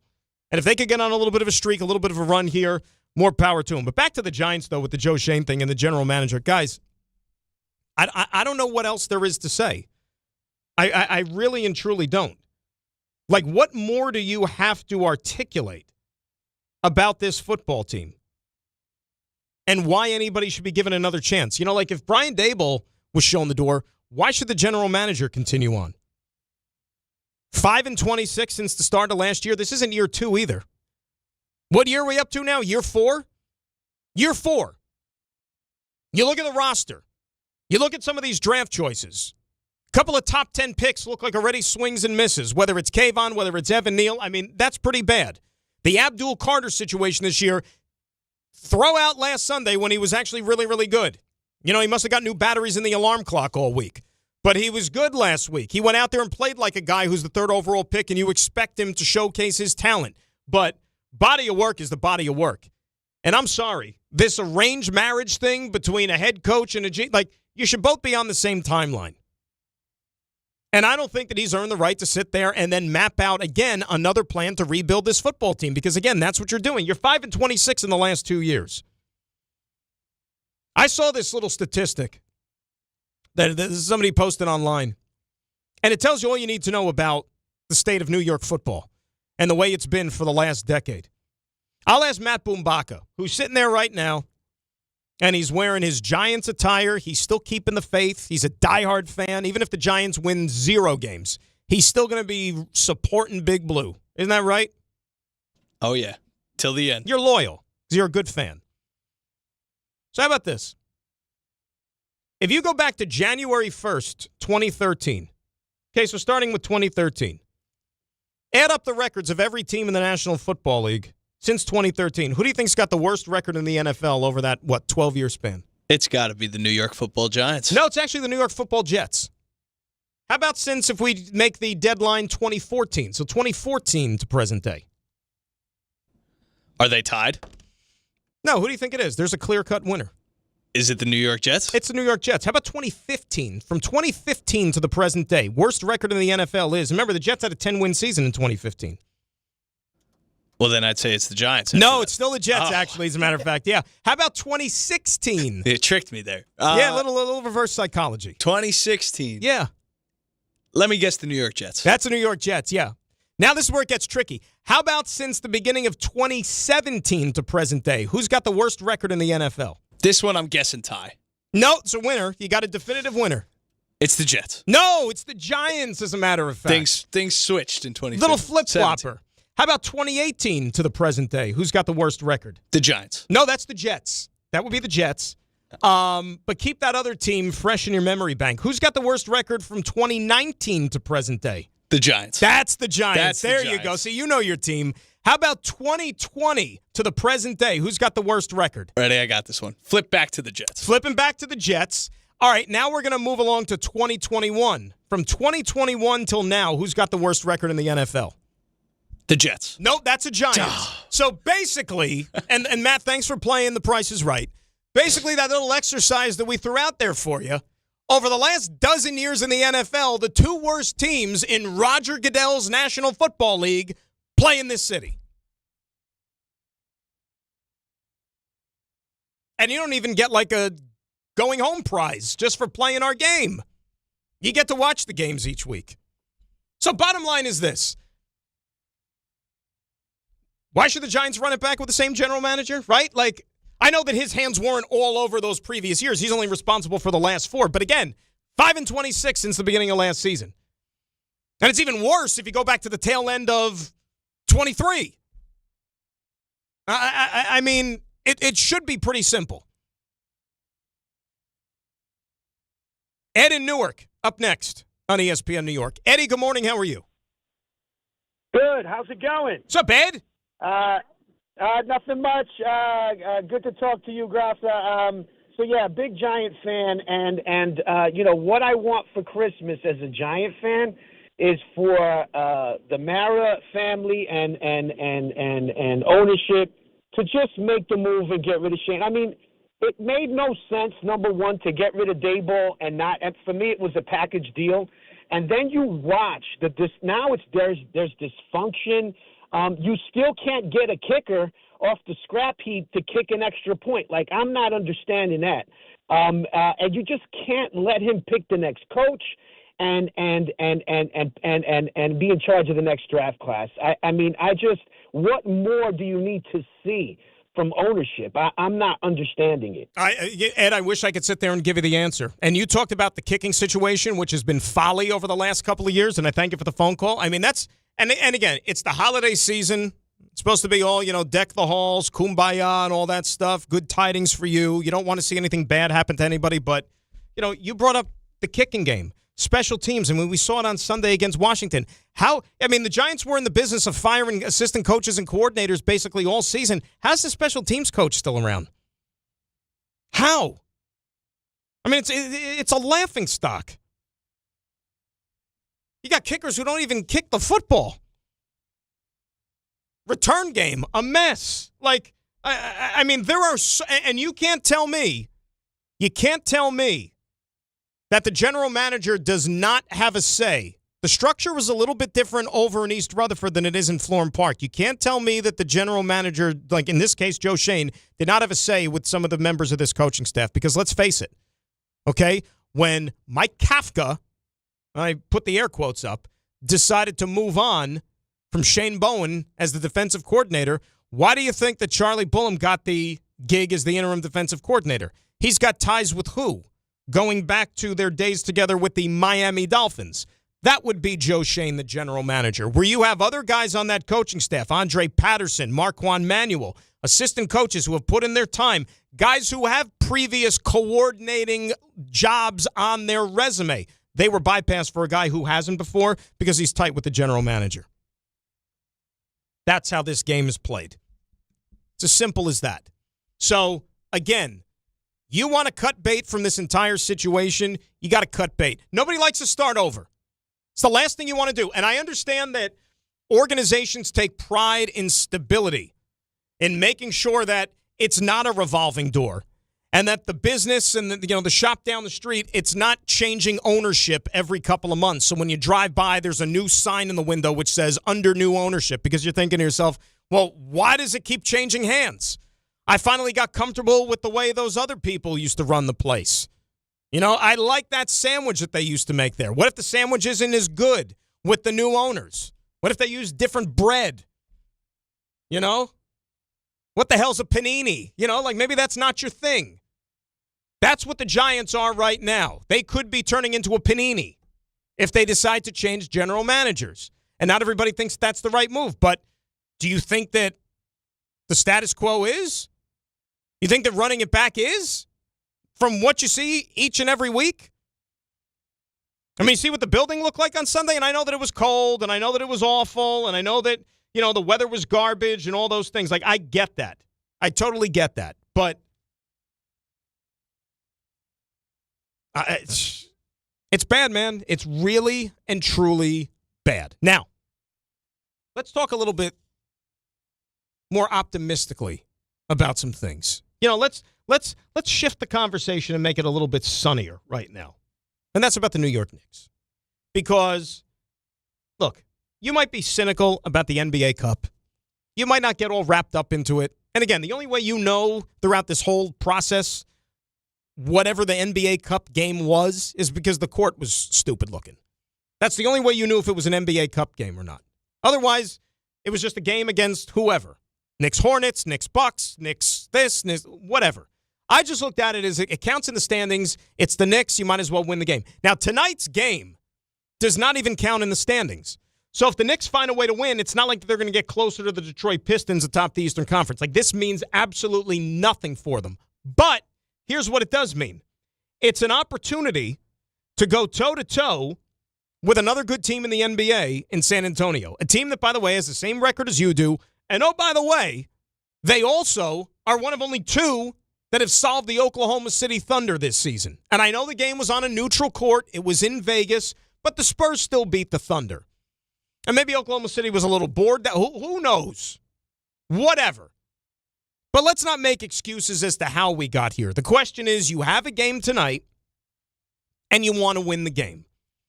Okay, Victor Wembanyama, who's still coming back slowly but surely from the calf injury. And the crummy part about that is it just seems like injury is lurking at every corner with him just because of his size, and we see that with all these big dudes. And you just hope that his career is not going to be sidetracked because he can't stay on the court because he is an unbelievably freakish talent. And you want to see that guy have a 15, 20-year career if possible because he's that gifted. And the game is better for watching when he's out there. But this game tonight for the Knicks, I think it would make a statement. I really and truly do. Now, I'm not going to sit there and go crazy. Like, I saw something, I think it was in the Post, where the headline basically said something along the lines of the Knicks' decision to fire Tom Thibodeau and hire Mike Brown will be validated if the Knicks win this game tonight. Huh?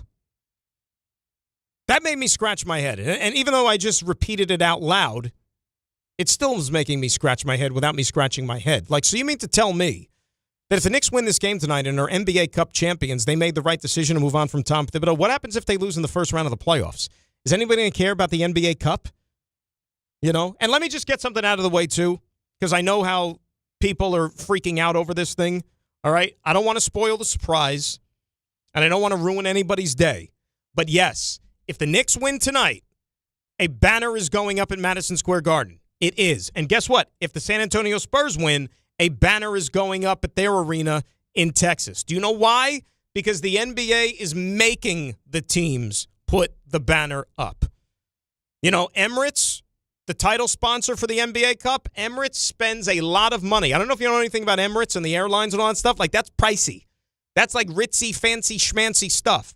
Okay, so Emirates spends a lot of money. So whatever team wins it, they want a banner up in their arena and is going to say Emirates right on the banner.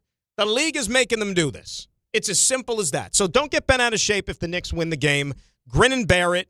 You got to win. You got an NBA Cup championship. And, yes, if you go to Madison Square Garden, you're going to have to see the banner. It's as simple as that. Just don't look up. Just keep your eyes on the court. That's all you got to do. But, yes, I don't know how you can look at this thing tonight and think it's a negative by the Knicks winning, should they win. I mean, any win you get is a positive, even though it doesn't help you win the standings. And the encouraging thing about the Knicks right now is that where they are, and I'm not going to freak out that they're still not number one in the conference. Like, who cares? You know, knock on wood, they're relatively healthy, which is a good sign. And we didn't know how they were going to approach this regular season, right? Because Mike Brown, I think, made it quite clear, as opposed to maybe the way Tom Thibodeau approached the regular season a year ago and all of his seasons, you know, running the Knicks bench. Maybe winning every game, pushing pedal to the metal, guys playing 40 minutes a night. Maybe that is not our best plan of attack. Knicks won 51 games in the regular season last year. All right, we talked about all summer that there's a good chance that the Knicks maybe don't even come close to 50 because Mike Brown might want to rest guys. Load management. Right, who doesn't love a little good load management nowadays? That's what the world is. All right, so if that's the case, Knicks won't win 50 games. Well, look at their record right now. They're 18-7 after 25. Last year, after 25 games, the Knicks were 15-10. So they're actually at a 3 games better pace than they were at this time last year. So all this talk about Mike Brown and not trying to go for it each and every time the Knicks step out on the floor, well, guess what's happening? They've been injured. They've missed some guys. OG Anunoby missed how much time? Right? Mitchell Robinson in and out. Landry Shamet, this and that. Knicks are still winning games, and I don't even think the Knicks have played their best. I don't think we've seen the best version of the Knicks yet, which is a scary thought for the rest of the conference, but it's also an encouraging thought if you're a Knicks fan. Jalen Brunson's playing at an MVP level. Bridges, OG, those dudes are playing like all-stars this year. And I might not be, look, I like everybody. Everybody loves a shiny new toy. I get it. I totally get it. But show me your hands right now. Do you really think it's absolutely 1,000% necessary for the Knicks to go out there and swing a deal for Giannis? Is it? Matt Bubaka says no. If Matt Bubaka says no, then I'm good. He's my moral compass. If Matt says no, then I'm in lockstep. But that's my point. You don't need to go and do something like that and upset the apple cart. And Mikal Bridges, according to one Matt Bubaka, playing 2 less minutes a game than he did last year. Getting him off his feet a little bit. And we know the last time Mikal Bridges missed a game was like in 3rd grade because the car broke down on the way to the gym. Or else he would have been out there playing. He tried to run through snow 4 miles to get to the gym that day. He didn't make it. So the way things are going right now with this team, and I understand like Giannis, the hot name, he's a superstar, he's an all-time great and all that stuff, but does this Knicks team really need Giannis? I don't think so. I think this team's got the goods to certainly make it out of the Eastern Conference, but I get it. The goal is to win a championship. So can this Knicks team, as presently constituted, go toe-to-toe with the likes of an Oklahoma City Thunder? Or we'll see what they face tonight when they step out on that floor against a team like the San Antonio Spurs. Because guess what? San Antonio has proven one thing. If they got to go toe-to-toe with the Thunder, I know it's going to have to be a best-of-7 come springtime. They're going to give that team some fits. So if you got Wemby on that squad, you're going to be a matchup problem for any team in the NBA. And I'm curious to see how the Knicks are going to match up tonight with Wemby. Right? I mean, you can put Karl Anthony Towns on him from a size standpoint, but Karl Anthony Towns doesn't have the foot speed of Wemby. He'll just go right by him. It's as simple as that. You put OG Anunoby on him, okay, Wemby's a lot bigger, and he could just out-muscle him even down low. That's the matchup I'm looking forward to tonight with this game. How does Mike Brown and company employ trying to slow that guy down? Because guess what? The rest of the NBA hasn't had too much success in trying to accomplish just that. 800-919-3776 is the telephone number. Let's add a Cullum in the Bronx. He's up next here on ESPN New York. What's up, Cullum? How are you? What's going on, Dan? I'm good. I wish they had load management at my job. That would be nice. But isn't that called vacation? It is.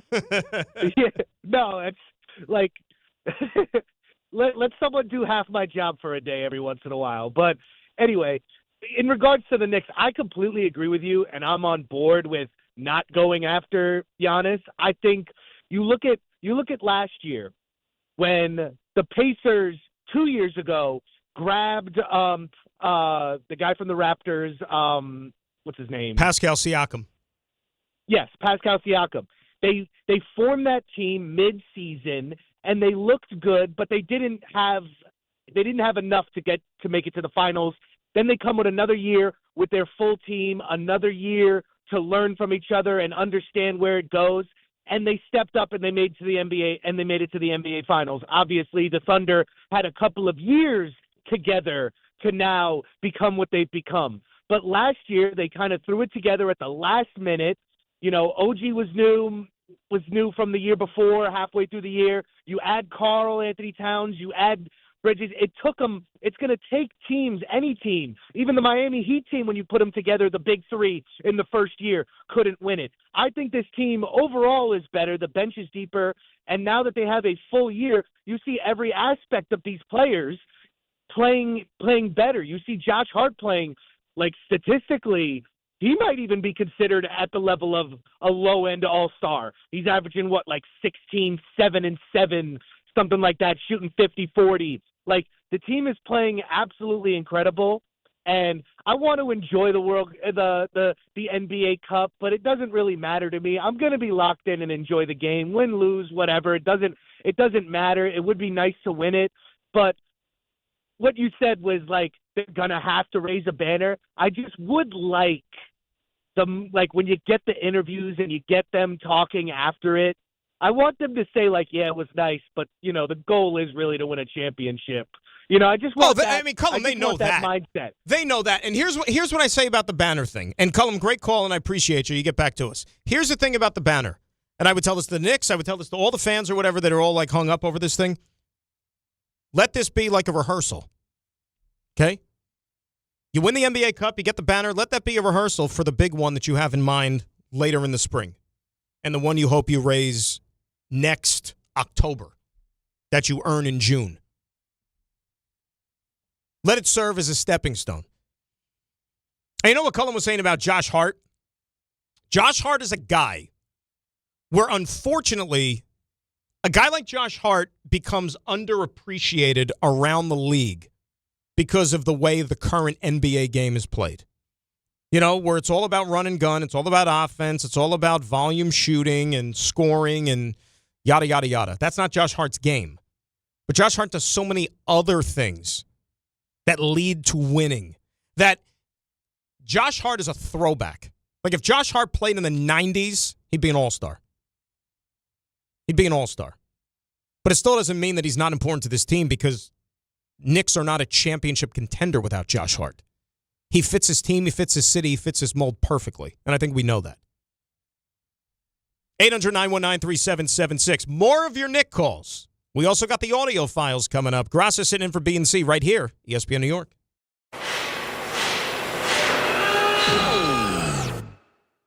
When equipment breaks down and operations come to a halt, every single second counts. So why is your maintenance team spending 60% of their time doing anything but turning wrenches?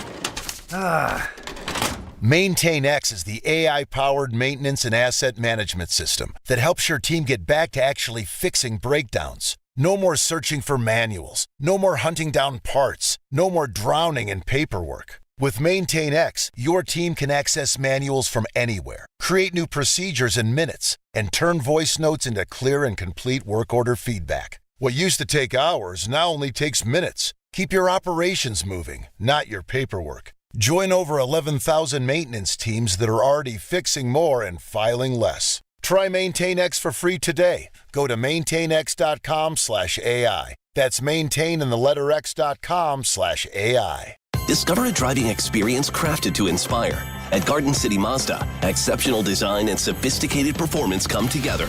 During the Mazda More to Move You sales event, lease the 2025 Mazda CX-5 for $229 a month for 33 months.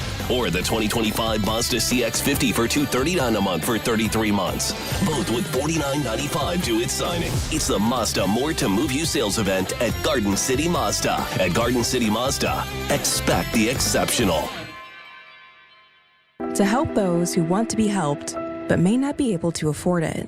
That's what PGA Tour winner Grayson Murray had envisioned for a foundation before he sadly took his own life at just 30 years old. His parents channeled their grief into creating the Grayson Murray Foundation, carrying out his vision to help those struggling with mental health and addiction. To donate and learn more, visit GraysonMurrayFoundation.com. New York Presbyterian treats more heart patients than any other hospital in New York. From common to complex conditions, our cardiologists and heart surgeons are pioneers in advanced heart care, leading the way in minimally invasive treatments for faster recovery times. Find a doctor at nyp.org/heart. Stay amazing. New York Presbyterian. New York Presbyterian Hospital based on U.S. News and World Report 2025 to 2026 Cardiology, Heart, and Vascular Surgery Rankings. Finding great candidates to hire can be like, well, trying to find a needle in a haystack. Sure, you can post your job to some job board, but then all you can do is hope the right person comes along, which is why you should try ZipRecruiter for free at ZipRecruiter.com/ESPN. ZipRecruiter doesn't depend on candidates finding you. It finds them for you. Its powerful technology identifies people with the right experience and actively invites them to apply to your job. You get qualified candidates fast. So while other companies might deliver a lot of hay, ZipRecruiter finds you what you're looking for. the needle in the haystack. See why 4 out of 5 employers who post a job on ZipRecruiter get a quality candidate within the first day. ZipRecruiter, the smartest way to hire. And right now, you can try ZipRecruiter for free. That's right, free at ZipRecruiter.com/ESPN. That's ZipRecruiter.com/ESPN. ZipRecruiter.com/ESPN. ZipRecruiter. Listen up, football fans. You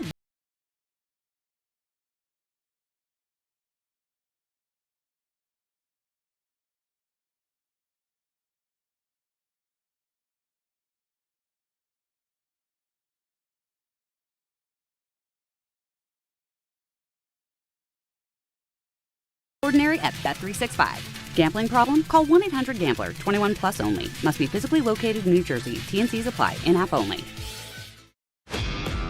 This is the story of the one. As the purchasing manager at a manufacturing plant, she knows the only thing more important than having the right safety gear is having it there when you need it. That's why she partners with Grainger for auto reordering, so her team members can count on her to have cut-resistant gloves on hand, and each shift can run safely and efficiently.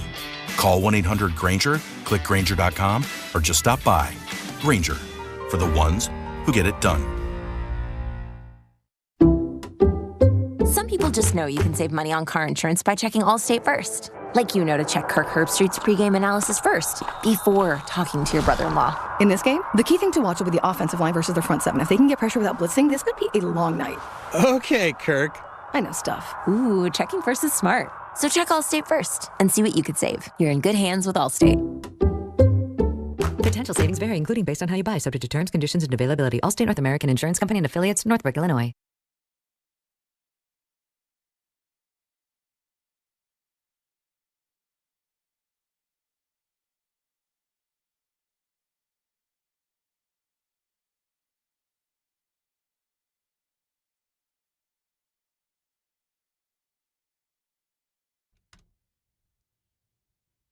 You guys do that thing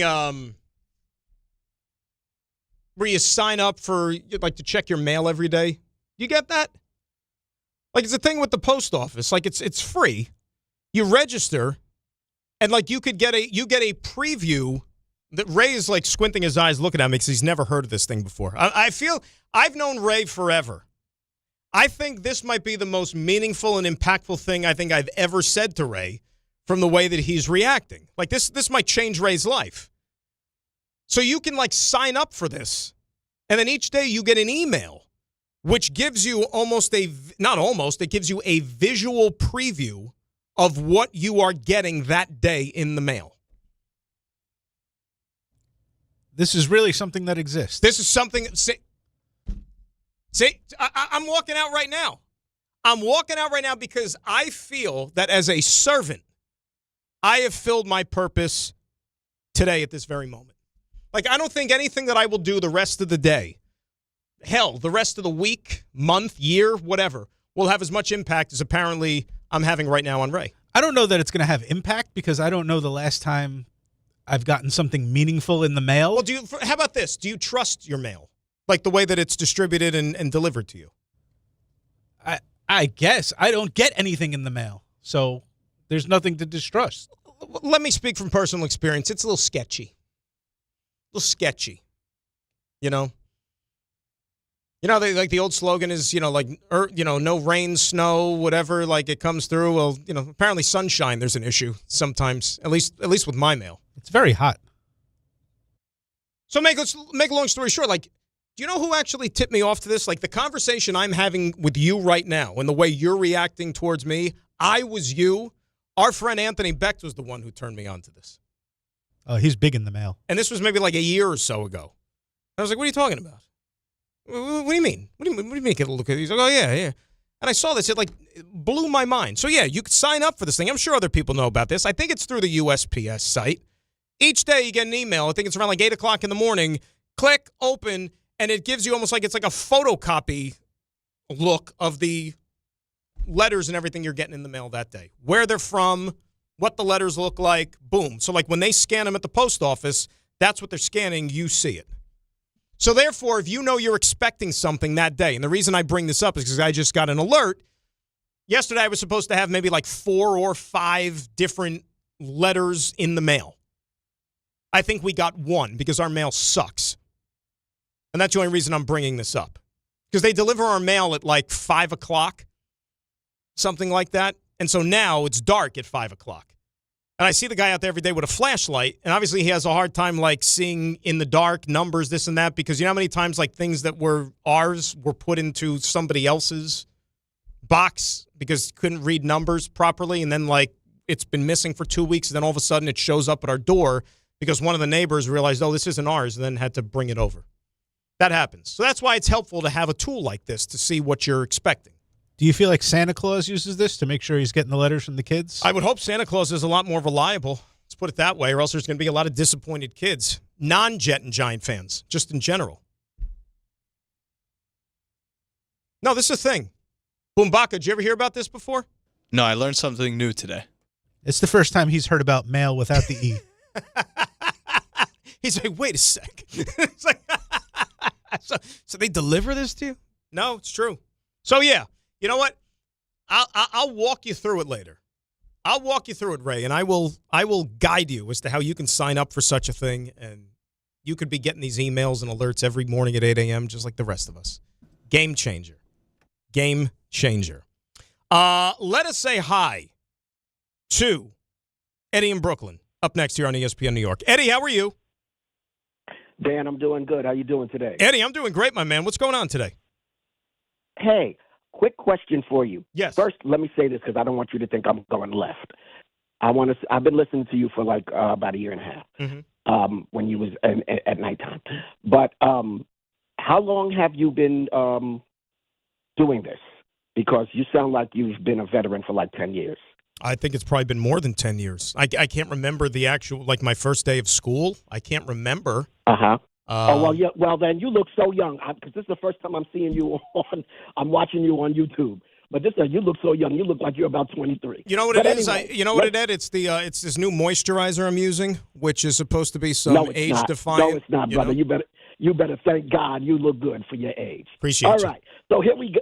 You're welcome, brother. So here we go. Just really quick comment on the Giants and the Jets. Man, you had me cracking up talking about these last 2 years. I mean, the last 10 or whatever, 15 years that the worst teams have been the Jets and the Giants. And I just want to say, before I go into this, I just want to say one thing. They're not the New York Jets or the New York Giants. They're the New Jersey Giants and the New Jersey Jets. They got to stop. They're defaming the name of New York with their terrible Hey, the only play. true New York team is Buffalo, right? The Buffalo Bills. You damn right. Hey, so I'm going to just say one thing, and I want to hear what you got to say, Dan, and I'm going to hang up.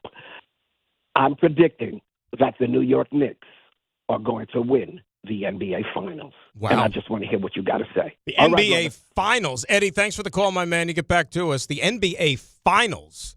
That's a little bit of a stretch right now.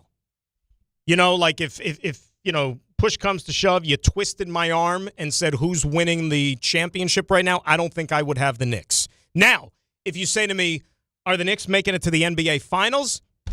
That's a bet I'm willing to make right now. I feel good about their chances of getting through the East. Because remember, that's what the goal was supposed to be this year, right? No ifs, ands, or buts. No excuses. Take a team like Cleveland. Look at the struggles Cleveland's having this year. And that's why I commend this Knicks team, because one season does not guarantee you success going into year two. Now, look, I know the ultimate goal is to win a title. And I know the Knicks have not won a title since the early 70s. It's been a long, long, long, long time. I don't have to tell you that. And I don't want to rain on your parade, but let's be real. Barring something like super crazy happening, where's Oklahoma City going? Right? Boombaka, where's Oklahoma City going over the next 5, 6, 7 years? With all the young talent they have, with the 85 gazillion draft choices they still have coming their way, they don't even have to use the picks. They could trade them for some superstar. Like, seriously, the Thunder, genius how they built this team, because they've built a potential dynasty in the making. So the Knicks and every other team is going to have to find out a way to thwart that. Yeah, I was exactly going to say a dynasty in the making. That's what they have right there. Right? I mean, you look at Denver's not a bad team. They've got a championship already. They've got, for my money, still the best player on the planet. But do you like Denver's chances of winning a championship this year? I don't. Not against OKC. Because they got to come out of the West, which means you got to take down Thanos before you even get down to the NBA Finals. You got to defeat the Infinity Gems before you even get to the finals, and then you got to take your chances with whoever comes out of the East. That was the problem with the Knicks all those years in the 90s. You know, with the Ewing and Riley and Van Gundy teams. Like, those were good teams, but the majority of them, they kept getting thwarted by the Chicago Bulls and Michael Jordan. And then somehow, some way, like in 94, when Jordan wasn't there, and they were able to get by the Chicago Bulls, and they made it all the way to the NBA Finals, they couldn't get by Hakeem. And they lose in 7 to the Rockets. You know what I mean? It's like there's always something. So that's why, like, if you're in the same conference, in the same half of the draw as the superpower, your job just got that much more difficult. But fortunately for the Knicks, the superpower is in the Western Conference now. So all they got to do is just find a way to take care of their half. And then maybe they'll be in some good shape. Let's say hi to Sean in Long Island up next here on ESPN New York. What's up, Sean? Hey, how you doing? I want to touch on two things. First, that mail that you was talking about, I suggest everyone get it because I had a problem last year, and I'll explain to you. So my wife gets the email, and she tells me we're getting a check. You know the STAR program? What is that? Is that like a military thing? No. It's we signed up when we first bought the house. They send us a check every December. It's like it comes out of the what you call it? Was it like a rebate type thing? Yes. So the realtor had us sign up for that, and every December we get a check. It's the STAR. It's through the city. So she said, she called me. She said, "Oh, the check's in the mail. Bring the mail in." I go to the mailbox. There's no check. So she drives to the post office. She tells the guy, "Did I get a check today?" He goes, "No, I don't think so." She goes, "Yes." She shows him the picture. She goes, "If I don't get my check, I'm going to report you." He goes to the back. "Oh, here's your check. It was in the basket." So that helped us, her having the picture of that. And there you go. I want to touch. See, yeah, Ray? Told you, Ray. Sign up for the mail. Game changer. Sign up. And I want to touch on Tibbs. I think Tibbs is an excellent coach. I just think he's outdated like Bill Belichick is, because now the guys, they're all running and gunning. And Tibbs was just like too stubborn. He wanted to play old school, post up, slow it down, you know, and it just didn't work out. You know, I think that's the reason he don't have a job now. I don't think he'll get another job. I mean, to be assistant with a good brain, I think he's excellent. But well, Sean, real quick. I mean, you said that's why he doesn't have a job now. Remember, he's still under contract by the Knicks for what, 2 more years or something? So he's getting paid handsomely to do nothing. You know, so that's also part of the problem. And, you know, he's very, very happy living his life, doing whatever he's wanting, collecting, probably close to $7-8 million. Yeah, I'm not upset at him, but I just think he's more like a Bill Belichick. They outdated the game, outroot him. Because if you look how they play, everybody's running and gunning. And Tibbs wants to slow it down, play half court, and guys is not playing like that anymore. You know, I mean, look, I hear what you're saying, Sean, and you're not the first person, and thanks a lot for the phone call, that, you know, makes the suggestion that, you know, the game passed Tibbs by and maybe he's kind of a dinosaur and he's better suited to be an assistant. I think he could still be a good head coach. He could put, you know what Tibbs is? You know, because we hear it all the time with the NFL, with these teams. Tibbs is a program builder. He instills a culture. Because don't you think he did that with the Knicks? What were the Knicks before Tom Thibodeau got there? That's why, like, everybody wants to, like, you know, laugh at Tibbs on the way out the door and point fingers and blame him and, you know, he's the reason. Guys, like, selective amnesia. Remember what the freaking Knicks were before Tom Thibodeau arrived in town. We just went through that list of all the Jets and the Giants' ineptitude over the last how many years and how bad they've been in the NFL. The Knicks were basically that. The Knicks were the New York football teams of the NBA. For how long? For how long? I mean, like, they were a national laughingstock. And that all went out the window when Tom Thibodeau rolled around. So, Mike Brown's doing a great job. We all like Mike Brown. We all like Mike Brown until the games start to count, which is in the playoffs. And then, you know, it's going to be a different story written potentially about Mike Brown. But let's be real. Let's be real. It's not like Mike Brown and the 18-7 start that the Knicks are off to. It's not like Mike Brown built this thing brick by brick. He rode into town. He took over a great situation where the entire place was built already.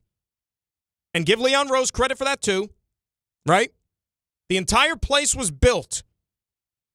And Mike Brown basically just rode into town the day of the grand opening with the giant pair of scissors, and he got to cut the ribbon. That's what Mike Brown got to do. Now don't screw it up. 800-919-3776. Audio file still to come before we're done. We go till 1, then it's the K Show right here on ESPN New York. Hey, New York and New Jersey. Commitment issues? No problem. Now you can get unlimited talk, text, and data for $25 a month forever, as in for life. Switch now at boostmobile.com. After 30 gigabytes, you may experience slower speeds. Pay $25 a month as long as you stay on the Boost Mobile Unlimited plan. 1-877 Cars for Kids. KARS Cars for Kids. 1-877 Cars for Kids. Donate your car today. 1-877 Cars for Kids. Donate your car today. Ready to get rid of that old car? Donate it to Cars for Kids. Call 1-877-CARS-FOR-KIDS to reach a friendly live agent. Donation's super easy, and your car can be picked up as soon as tomorrow. Call us now, 1-877-CARS-FOR-KIDS. That's Cars with a K to donate your car today. 1-877 Cars for Kids. KARS Cars for Kids. 1-877 Cars for Kids. Donate your car today. Hurry! It's your last chance to donate for 2025. Last chance! Donate now for a 2025 tax deduction. Health surprises can change your life in an instant. You've seen it happen to others, but it doesn't have to be your story. At Princeton Longevity Center, we customize actionable and proactive health plans to maximize your lifespan and take control of your health. Our Cancer Check program combines cutting-edge technology with top medical expertise to keep you ahead of potential risks. With advanced full-body imaging, genetic testing, and multi-cancer detection blood tests, we look for even the earliest signs of problems. Results are analyzed by expert physicians who craft a personalized plan to safeguard your future. You're not just a patient, you're a partner in your health journey, backed by a team committed to helping you live longer, healthier, and more vibrantly. Our programs have saved hundreds of lives and empowered countless others to take control of their health. Be proactive with your health for the ultimate peace of mind. Call 888-8000-PLC or visit PrincetonLongevityCenter.com. If you've been injured in an accident that wasn't your fault, then you need a lawyer who knows New York's unique personal injury and workers' compensation laws. At the Parisman Firm, they have decades of experience handling all types of accident cases and a proven track record of delivering huge results. Their team has already recovered nearly $1 billion for injured New Yorkers. From construction to car accidents and slips and falls, they've got you covered. Call the Parisman Firm now at 718-WORKERS, where your case is their cause. Get the justice you deserve today. Some stages celebrate. This one tests everything. Every drive, every approach, every putt. Pressure builds. Resilience matters. And history waits for the bold. In June, the 2026 U.S. Open Championship returns to the Hamptons at the iconic Shinnecock Hills Golf Club. Experience the world's best golfers competing on one of the sport's most storied stages. Don't just watch greatness, experience it live at the 126th U.S. Open. Daily tickets are available now on SeatGeek. Coverage varies by plan. View contracts and exclusions at endurancewarranty.com. If your car is out of warranty, one major repair bill could wipe you out. Just ask Ludacris. Car breakdowns can wreck your wallet. Without Endurance, a worn-out timing belt could cost you $1,700. A busted transmission, that's $4,000 easy. An engine meltdown, $7,000. But if you got Endurance, you could never pay out of pocket for a car repair again. With Endurance, your car's most expensive parts are covered. Plus, you pick the mechanic you trust to do the work. With Endurance, your rate stays the same no matter how many claims you file. If your car is under 20 years old, Endurance has you covered with unlimited miles. Plus, your plan includes 24/7 roadside assistance anywhere in the country. Choose the name Ludacris trusts, Endurance. Right now, get $300 off any plan, plus a year of elite benefits, a $2,000 $1 value, free. All backed by a 30-day money-back guarantee. For your free quote, call 800-431-8958. 800-431-8958. 800-431-8958. In the city that never sleeps and never stops talking sports, ESPN New York is always on. Now you can live and breathe everything New York sports wherever you are. On your radio dial, on the ESPN New York app, and streaming live on YouTube. However you watch or listen, ESPN New York is always on for you. Hear us, stream us, watch us. This is ESPN New York.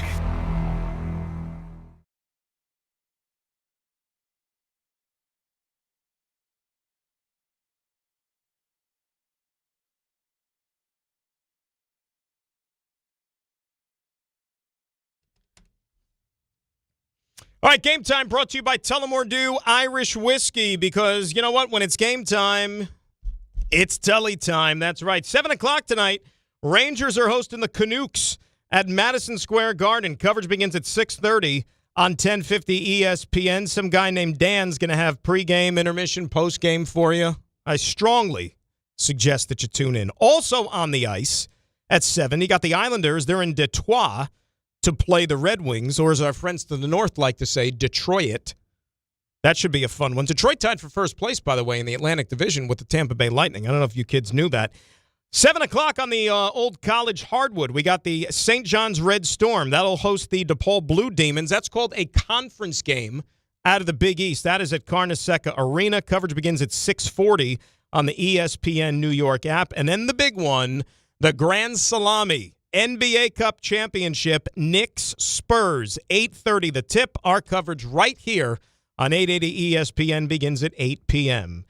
And game time is brought to you by Tullamore Dew. It's the original triple distilled, triple blended, and triple cask matured Irish whiskey. Be sure to grab a Tullamore Dew or try the new Tullamore Dew Honey during today's action. Glasses up to enjoying Tullamore Dew responsibly. All right.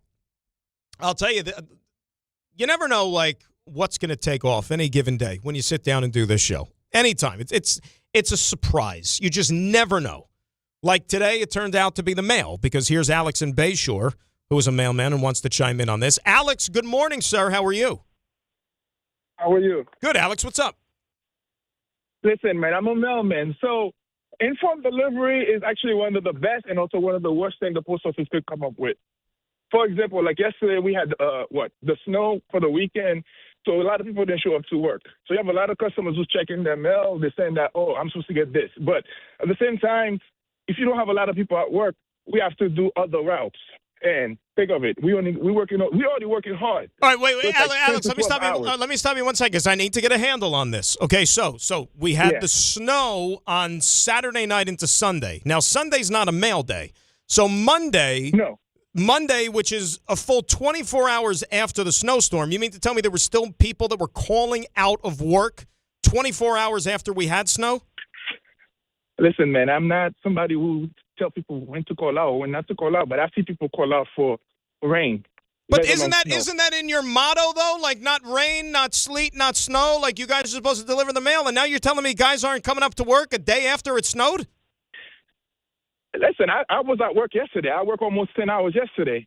Because you have integrity. That's why. God bless you. Yeah.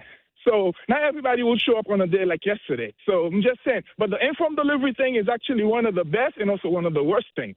So it's like, you know, something is coming, but at the same time, if you look at let's say you order something online and you see it's a northeast weather, it will impact your mail. Right. You don't have control over that. So informed delivery say you're supposed to get your mail today, but it's actually could be mixed up with other mails. So they have to sort it out the next day. Then you might get it the next day.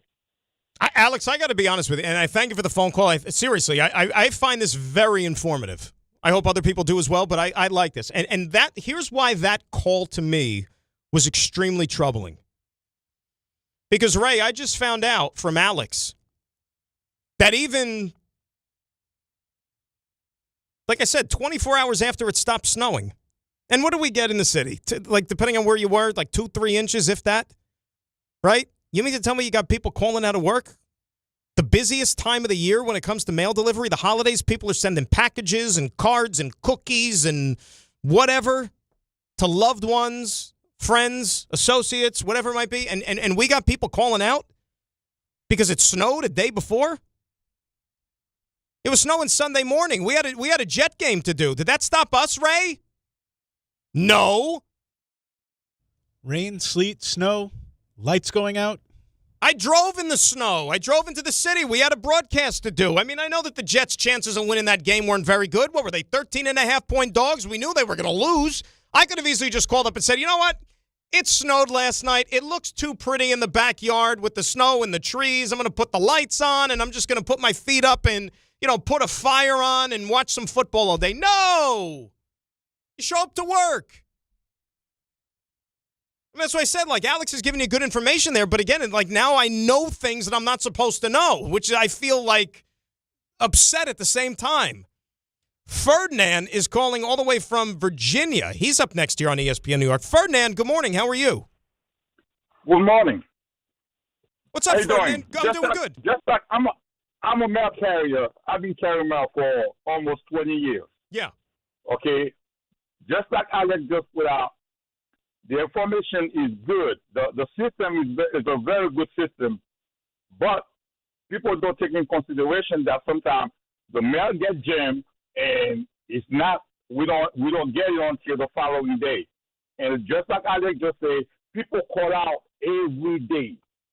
Every day, people call out. Right now, I'm working 10, 12 hours a day. Why? Because we have call out. I know. They don't, especially now, the new carriers, they don't have no integrity. Yeah, I'm telling you the truth. We need to They change don't that. come to work. We need to change that because, like you said, if you got people coming up through the ranks now, Ferdinand, who aren't wanting to commit themselves and do their job, then we got to. Who's the Postmaster General? We got to put it. Can we get the Postmaster General on either today or tomorrow, maybe, to see if we can get to the bottom of this? Fernando, I appreciate your call, man. I do. Thank you. And keep working hard. You're doing God's work. Like I said, it's a busy time of year. I get it. But, people are sending things, and you want to get it there by the holidays. But come on, man. The snow excuse is kind of weak. If you just wanted to take a day because you needed a day, all right, fine. But, don't give me it snowed yesterday and I'm taking off the next day. Come on. It's not like it's the summertime and the weather's nice and you're going to go out and do, I'm going to go to the beach because it's beautiful. No, come on. And you got poor Ferdinand who has to work 10, 12 hours and do other people's jobs because they don't show up to work. All right. 60 more minutes to play with. We'll get back to the phone calls. The Knicks, the football. We haven't done any baseball yet today. Not like the Yankees are doing anything or the Mets are going to do anything that'll knock your socks off, but we'll talk about it. We'll do some audio files as well. We roll to 1, then it's the K Show. Grass in for B&C right here on ESPN New York. Tuesday with Don, Hahn, and Rosenberg. Will the Knicks win the NBA Cup tonight? Anytime you can play in a championship game, you embrace it, you relish it, because it doesn't happen but every so often in your career. And so to win it, it'd be an unbelievable feeling. And what will the Mets and Yankees' next moves be this offseason? Don, Hahn, and Rosenberg today at 3 on ESPN New York and streaming live on YouTube. I know that hiring can be challenging. You sort through tons of resumes and you get too many so-so applicants. You're just waiting for someone to match your role perfectly. Well, now, there's a place where you can meet them fast. ZipRecruiter. Need to hire right away. Start your search for strong candidates. The right fit awaits. Build your team. Build it sooner. Meet your match on ZipRecruiter. Just head to ZipRecruiter.com/ESPN right now to try it for free, and you're on your way to meeting your match. 4 out of 5 employers who post on ZipRecruiter get a quality candidate within the first day. So try it now. Go to ZipRecruiter.com/ESPN. Once again, that's ZipRecruiter.com/ESPN. Meet your match on ZipRecruiter. Try it free.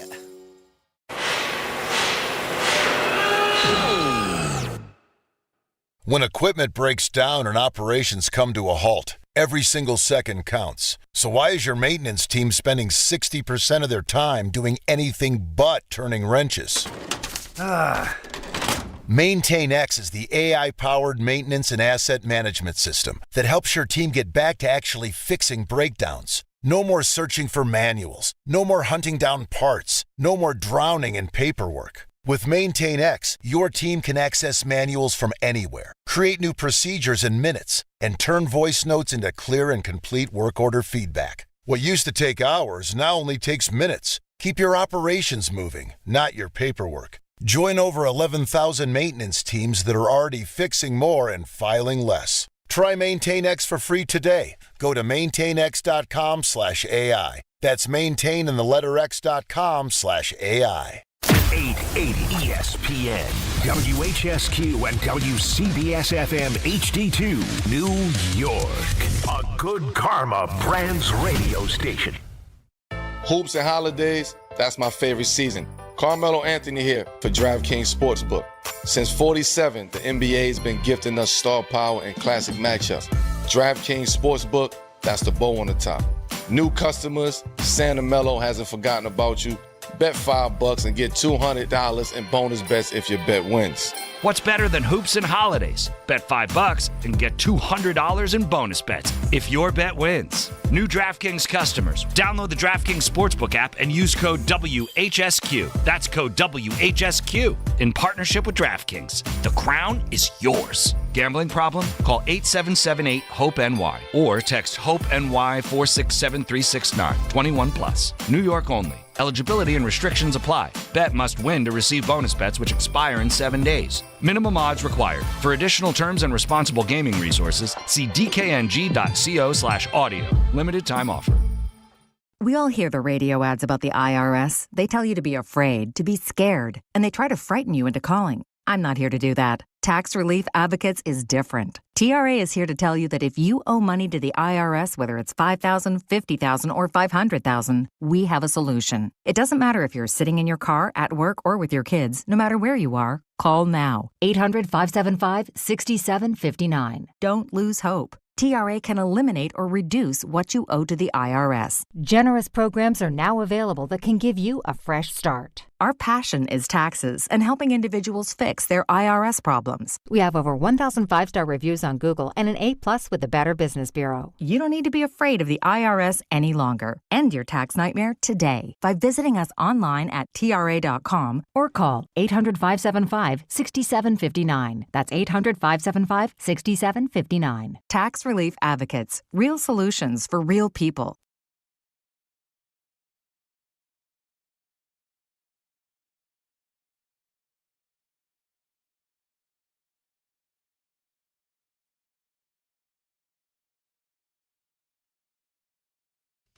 All right, hour number 3, we are rolling, and I mean just flying.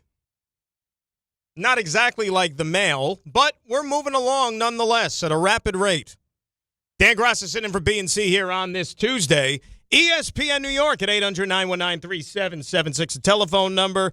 Keep the tweets coming as well, at Dan Grass at GRACA. Matt Boombaka, Ray Dinahan, they're here. They're producing the show 60 minutes away from TMKS, the Michael K. Show, which will be coming your way at 1 o'clock. Knicks tonight going for the NBA Cup Championship. They take on Victor Wembanyama, Dylan Harper, and the San Antonio Spurs. Our pregame begins at 8 right here on ESPN 880, and the tip-off will be right around 8:30. And that's taken up a lot of the conversation today. We also did a lot of the football. Jets moving on from Steve Wilks. Draft plans, of course, the Giants and what the future has in store for them. Likely, you would think, to include a new general manager along with a new head coach and a coaching staff and on down the line. Let's get back to the phones and say hi to Mike in Brooklyn, who is next up here on ESPN New York. Michael, how are you? I'm good, man. How you doing? What's up, Mike? How's things? Everything is good, man. Got no real complaints, you know. How's the mail treating you? You getting your mail on time or what? Man, you know the mail people. I don't try to tick them off. Smart man. Smart man. But the real deal is the Knicks. You know, I'm not a big fan on load management, but if load management is going to help us, let's take it. Giannis, we don't need him. We just got to keep the miles low on our stars and let the bench do what they do, and let's just get ready to get up in there. The biggest thing that we can do is get into the playoffs healthy. 1,000%, Mike. I mean, that's the key in any season, right? And thanks a lot for the phone call. Appreciate you checking in here. You got to get there in one piece, because if not, obviously that can ruin whatever designs you have in a championship. I mean, I don't have to tell you what happened last year in the NBA, right? Like, look at what happened to a couple of teams, you know, with superstars, franchise players going down. It doesn't even have to be a franchise player. It could just be valuable players. I mean, look at the Cleveland Cavaliers. What happened in round 2 against the Indiana Pacers? They lost how many dudes due to injury? But a couple of important players, you know, the sum greater than the individual parts. It wasn't Donovan Mitchell, for example, but guys went down, and they didn't have a chance against Indiana. And that's why the Knicks ended up playing them in the conference finals. You know, they put a lot of work into this. I know you may not want to believe it, but these teams really, with all sports science and all these different type of things with the trainers and the dietitians and the nutritionists, and, you know, they make sure how to optimize the abilities of each and every one of these players. And even when it comes to, you know, the minutes play, it's a different world. You may like it. You might hate it. You could be more old school, like I tend to skew on some of these things. Like, you know, there wasn't load management back in the day, and the game was just fine. Guys were going out there playing, you know, 82 games, laying it on the line, back-to-backs, 3 games in 4 nights. It didn't matter, and they would play. It is their choice. Yeah. And exactly. You know? Who was that, by the way? That was Glenn. Oh, yeah. It was almost like an impromptu game of Name That Tune, but there was no tune, and I just, like, heard the guy's voice for, like, fraction of a second. I was like, oh, who is that? But it was Aaron Glenn. What was I saying? It don't matter. Javier in Queens up next here on ESPN New York. What's up, Javi? Going on, Dan. Thanks for taking the call. Dan, yes. You know, of course, the Supreme Patriot is going to educate us on the U.S. Postal Service and That's true. all the advantages that we have nowadays. But is the Postmaster General Newman from Seinfeld? It sounds like there's like, some load management going on at the U.S. Postal Service. We need to go to a higher. When it rains. By the way, and I'm not ashamed to admit this, but I'm going to go right there and I'm going to disclose the secret. I've had many a mail issue in the past, and that has not stopped me from going down to my local post office and speaking to a supervisor. Because, yeah, I wasn't ratting anybody out. I just wanted to get down to the bottom of the fact, like, why are we not no, because you know what ended up happening? Like, there was I forgot, we didn't get mail for like a week. And I was like, what's happening? And this was like years and years ago, before this like electronic thing even was a rumor. So yeah, we weren't getting mail, so I had to go down there and I had to get to the bottom of it, and we got it straightened out, and that was it. Good for you, Dan. I'm glad you got that straightened out. That's right. I'm a taxpayer, right? I'm a taxpayer. I should be able to know what's going on with my mail. Also, with that postal thing, you could set it, like if you go on vacation, you can set it up for them to hold on to your mail if you are comfortable. Really? Just in case anybody wants See that Ray Dinahan's mind is just like blown. Like when he finally like signs up for this thing, he's going to be like, "Oh my God, I got all these options at my disposal. I had no idea." All right. Well, here's the Knicks talk, Dan. So yesterday was my birthday when I blew out the candles. Javi, happy birthday! Thank you, my friend. What number is this? I wanted. Oh, it's a big one. It's 45. Woo! And in my 45 years, I haven't seen the Knicks raise up any banners, only Eastern Conference champions. So I wouldn't mind seeing the cup up there. I know that it's not quite a championship. It's a little bit more of an exhibition with some money attached to it. But it's been really nice to see them play up to their competition. And I think, they can beat the Spurs. I would be happy for them to kind of get that money. And I'm very much looking forward to the Christmas game. I'll be there. I think playing Cleveland on Christmas Day, the way that they've been playing, is going to be a great litmus test. And your question about, who should guard Wemby, I think Mitch Robinson has a great potential to defend him well. I would not put Cat on him. He will embarrass Cat. But I think Mitch, a combo of Mitch, OG, and I think you even put Hart on him a little bit. I think you do that like what Marcus Smart used to D up on Giannis. You get that smaller guy who's strong and kind of holds him down by the legs. I think that's how you attack Wemby. And with Giannis, look, like, you don't give up the farm for Giannis, but if Giannis wants to force his way to the Knicks and it doesn't cost you that much, of course you get Giannis. And I don't think you have to wait till the offseason. I think that if that's there for the taking and you don't have to take that much of a haircut, yeah, I think Giannis would help them in their quest for a championship, because I don't think they're quite championship ready yet. I think they can make the finals, but I don't believe that they could win the finals right now as of December 16th. Well, you know what would be interesting, though, Javi, and this tends to happen in a lot of cases, and thanks a lot for the phone call, and happy birthday once again. And I don't think you have to be ashamed to admit this or want it to happen if you're a Knicks fan. As we've seen over the years in sports, there's nothing against the rules that says that there could be another team that does you a favor along the way. Meaning, what happens if there's a team in the Western Conference? Whether it's, look, San Antonio beat them once the other day, right? Now they're going to have to do it 4 out of 7.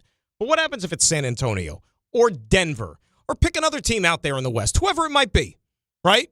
Who maybe does you a favor and can somehow knock off OKC in the Western Conference playoffs. So then if you get to the NBA Finals, you're not having to deal with them.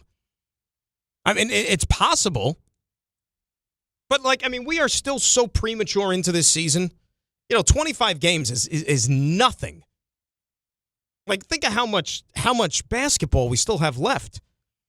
We say that over on the hockey side. I think tonight for the Rangers, if I'm not mistaken, it's like game 35 tonight, which is still early. I mean, you're not even halfway through the season yet. And subtract 10 more games, and that's where we are with the NBA. So we are still, we're basically only a quarter of the way through the NBA season. A lot of things can still happen between now and then. And I'm sure that Mike Brown tonight, as far as the Wemby thing goes, they're going to throw different looks at him.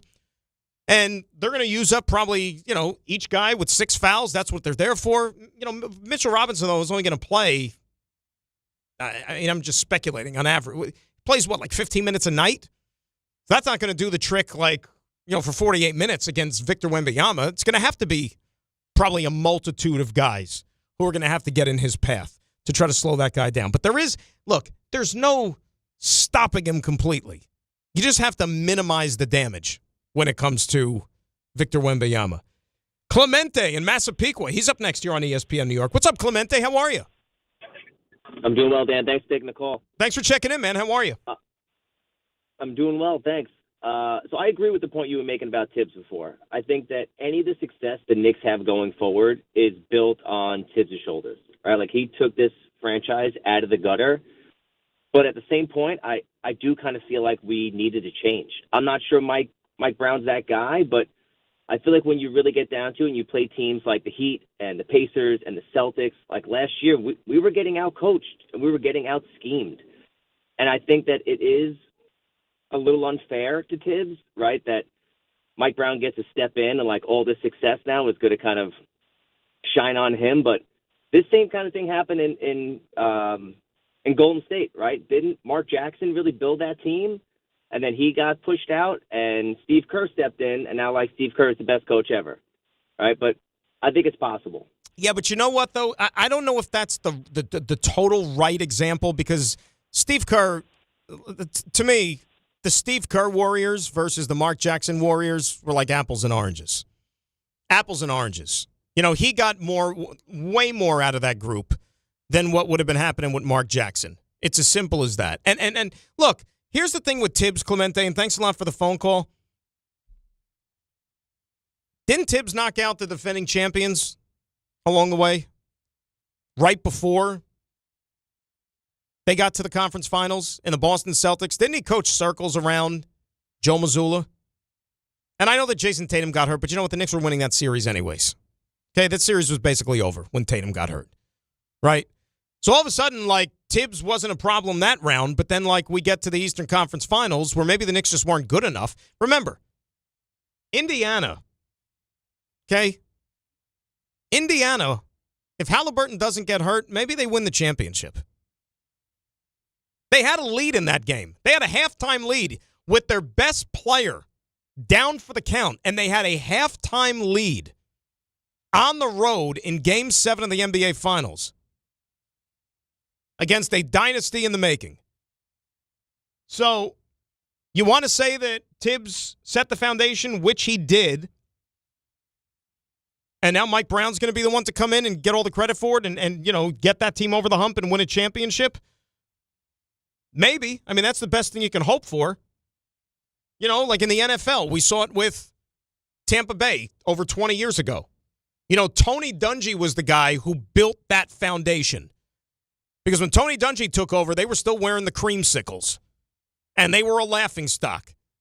And then they brought all those future Hall of Famers in on defense, whether it was the John Lynch, Warren Sapp, Derek Brooks, Simeon Rice, you name it. On and on and on and on. Booger McFarland. Got to give him a shout out, right? Rondé Barber. And so then he got that team playing like one of the top defenses. And they were going to the playoffs every year. But then when they got to the playoffs, they just couldn't get the job done because he didn't have a quarterback. And that offense just wouldn't work. And so they say, all right, we took this thing as far as we could with you, Tony. Thanks for doing what you did. And, we're going to hand it off to somebody else. John Gruden comes in the first year and they win a Super Bowl. Is that gonna be Mike Brown? Is it Mike Brown, Tom Thibodeau? Same thing? Maybe. We're not going to find out until June, but maybe. But I'm not going to sit here and tell you that Tom Thibodeau's a bad coach. Because the Knicks, as we keep saying it, the Knicks would not be where they are now without Tom Thibodeau. Let's say hi to Dante in Queens up next here on ESPN New York. What's up, Dante? How are you? Hello. Thank you for taking my call. I just wanted to chime in about a few about a few things. Number one, I don't think we need Giannis. I feel like offensively, Cat works better with what we do. I mean, Giannis is an all-star. No one's taking nothing from him. But offensively, he's limited. He can't hit anything from the outside. He's going to make, I feel like, the offense more clunky. Also, as far as the trade deadline, I would like to see the Knicks go after another 3-and-D wing. I don't really feel like we need any more guards. I feel like Kolek is capable of stepping into that backup role. And then also I heard there was rumors about trading, but I loved DiVincenzo when he was here. But listen, as crazy as it sounds, I'm not trading Mitch for him. You're not winning nothing if you don't have close to elite rim protection. I'm not doing that. That to me, that's just asinine. But that was just my my few points. Dante, I got to be honest with you, and I thank you for the phone call. I'll go back to a couple of seasons ago, prior to the Minnesota trade that brought Karl Anthony Towns here. If you guys remember, I was part of Team Run It Back. I wanted to see that team healthy with Julius, right, and a healthy OG. I wanted to see that team have a crack at this thing over the course of 82 games. Would it have worked? Would it have fallen short? We'll never know. All right, and they went out there and they made the trade with Minnesota, and here's what with DiVincenzo. But this is the reality. I still kind of fall in that line with this current group. I don't think they have to go big game hunting with Giannis. I just don't. Let's see what this team could do. Now, look, the trade deadline. Matt, when is the trade deadline? Can you look that up, like the exact date for the NBA? Is it February something, or do they move it back? I know they keep moving it back. It is right around Valentine's Day, but I'll get the exact date for you. Is it? I can't really, because is it before the All-Star break? Well, it's got to be after the All-Star break, right? I don't know if it's March or whenever the heck. Or maybe it was hockey, the ones that backed it up. Was February it hockey? 5th. When is it? 5. Feb 5? That's right. Is that before the Super Bowl? I believe so, yeah. So the NBA trade deadline is before the Super Bowl. Are you kidding? That's insane. Hockey's the one that pushed it back, right? Wasn't hockey's in late March or something like that? Or mid-March or something crazy?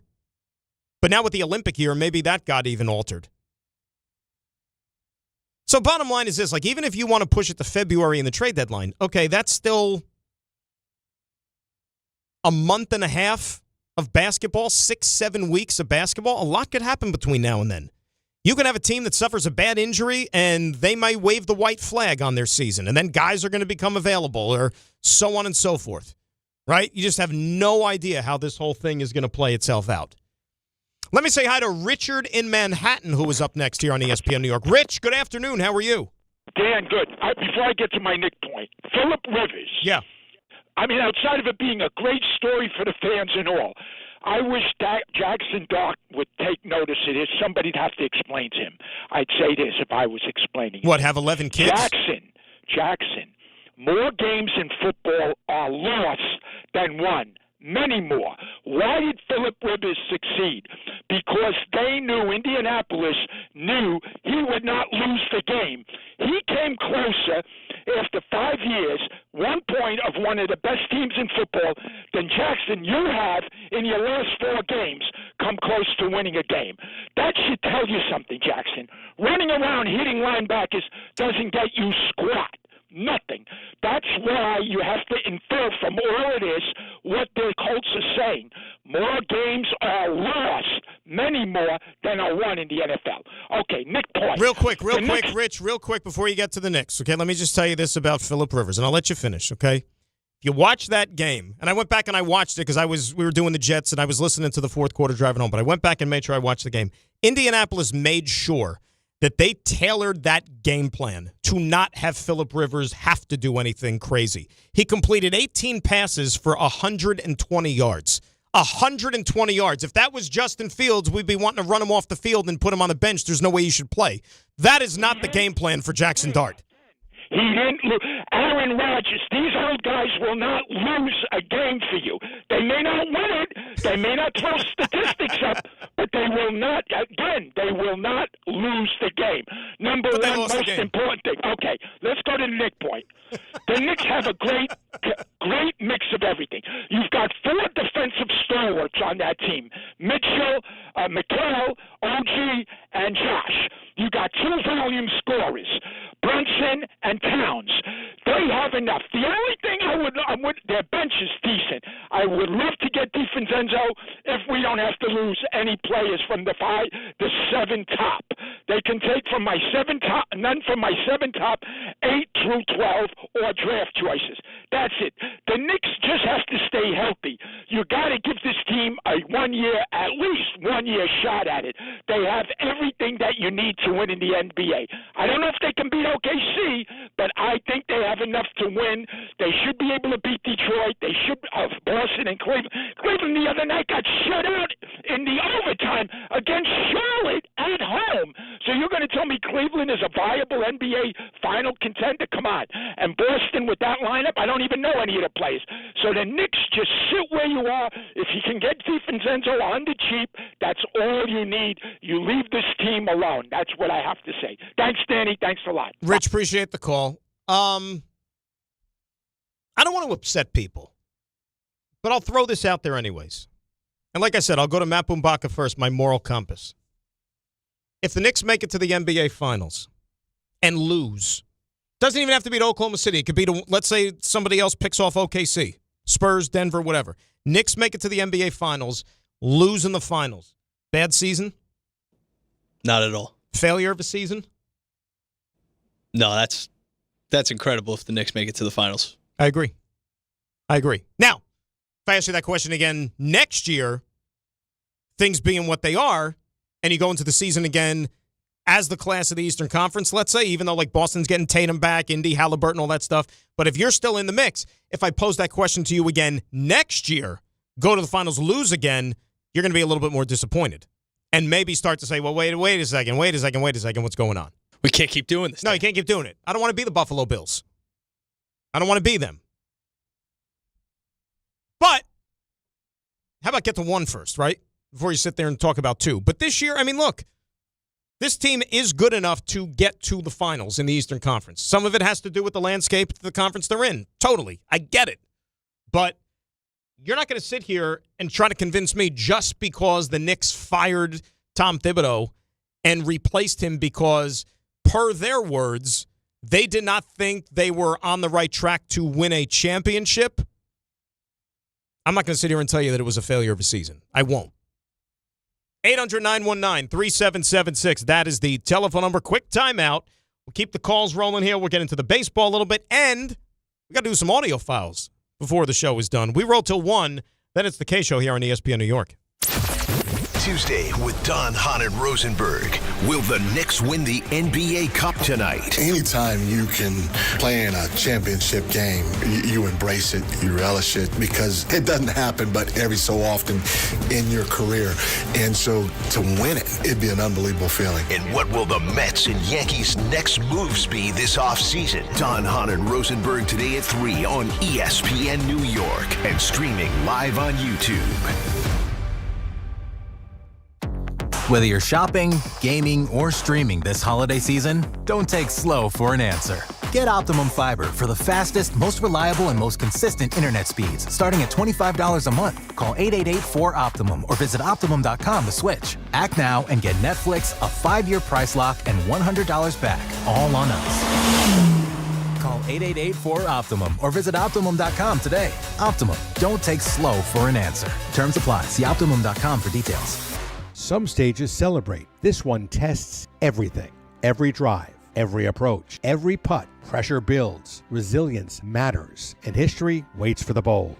In June, the 2026 U.S. Open Championship returns to the Hamptons at the iconic Shinnecock Hills Golf Club. Experience the world's best golfers competing on one of the sport's most storied stages. Don't just watch greatness. Experience it live at the 126th U.S. Open. Daily tickets are available now on SeatGeek. I know that hiring can be challenging. You sort through tons of resumes and you get too many so-so applicants. You're just waiting for someone to match your role perfectly. Well, now, there's a place where you can meet them fast. ZipRecruiter. Need to hire right away. Start your search for strong candidates. The right fit awaits. Build your team. Build it sooner. Meet your match on ZipRecruiter. Just head to ZipRecruiter.com/free right now to try it for free. And you're on your way to meeting your match. 4 out of 5 employers who post on ZipRecruiter get a quality candidate within the first day. So try it now. Go to ZipRecruiter.com/free. Once again, that's ZipRecruiter.com/free. Meet your match on ZipRecruiter. Try it free.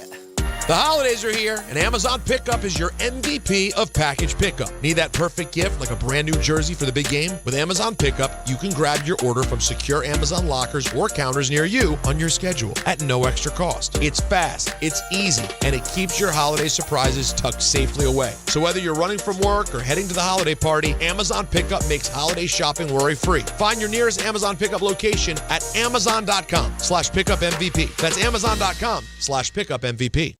If you've been injured on a construction site, then you need a lawyer who knows New York's unique labor laws. At the Parisman Firm, they have decades of experience handling construction accident cases and a proven track record of delivering huge results. Their team has already recovered nearly $1 billion for hardworking New Yorkers. From scaffold accidents to slip and falls and equipment failures, they've got your back. Call the Parisman Firm now at 718-WORKERS. That's right, 718-WORKERS, because your case is their cause. Get the justice you deserve today. This is Rick Brunson, the assistant coach from the New York Knicks. I'll be driving to our games this season in style in my new Jeep Gladiator from Princeton Jeep. My friends at Princeton Jeep gave me all-star treatment, and you can expect the same thing. Just mention I sent you, and they'll treat you like family. Princeton Jeep has tons of inventory and great deals on new vehicles. Visit Princeton Jeep at 1045 State Road in Princeton, New Jersey, or online at PrincetonJeeps.com and tell them Rick Brunson sent you. New York Presbyterian treats more heart patients than any other hospital in New York. From common to complex conditions, our cardiologists and heart surgeons are pioneers in advanced heart care, leading the way in minimally invasive treatments for faster recovery times. Find a doctor at nyp.org/heart. Stay amazing. New York Presbyterian. New York Presbyterian Hospital based on U.S. News and World Report 2025 to 2026 Cardiology, Heart, and Vascular Surgery Rankings. Out here, days are getting a little cooler, and mornings are starting with a few more layers. It's the season for more time at the grill, more feed for your animals. Heaters burn late into the night, and the woods start calling your name. We appreciate hard-working hands, shared moments, and love for our land. That's why season after season, we're here for your life out here. Tractor Supply. This college football moment is brought to you by Serve Pro. College football teams have moments they recovered from and made it like it never even happened. Like on September 24th, 2016, when Tulsa found themselves down 31-0 to Fresno State. With 10 minutes left in the second quarter, Tulsa fought back to tie the game at 41. And then won 48-41 in double overtime. Serve Pro. Like it never even happened.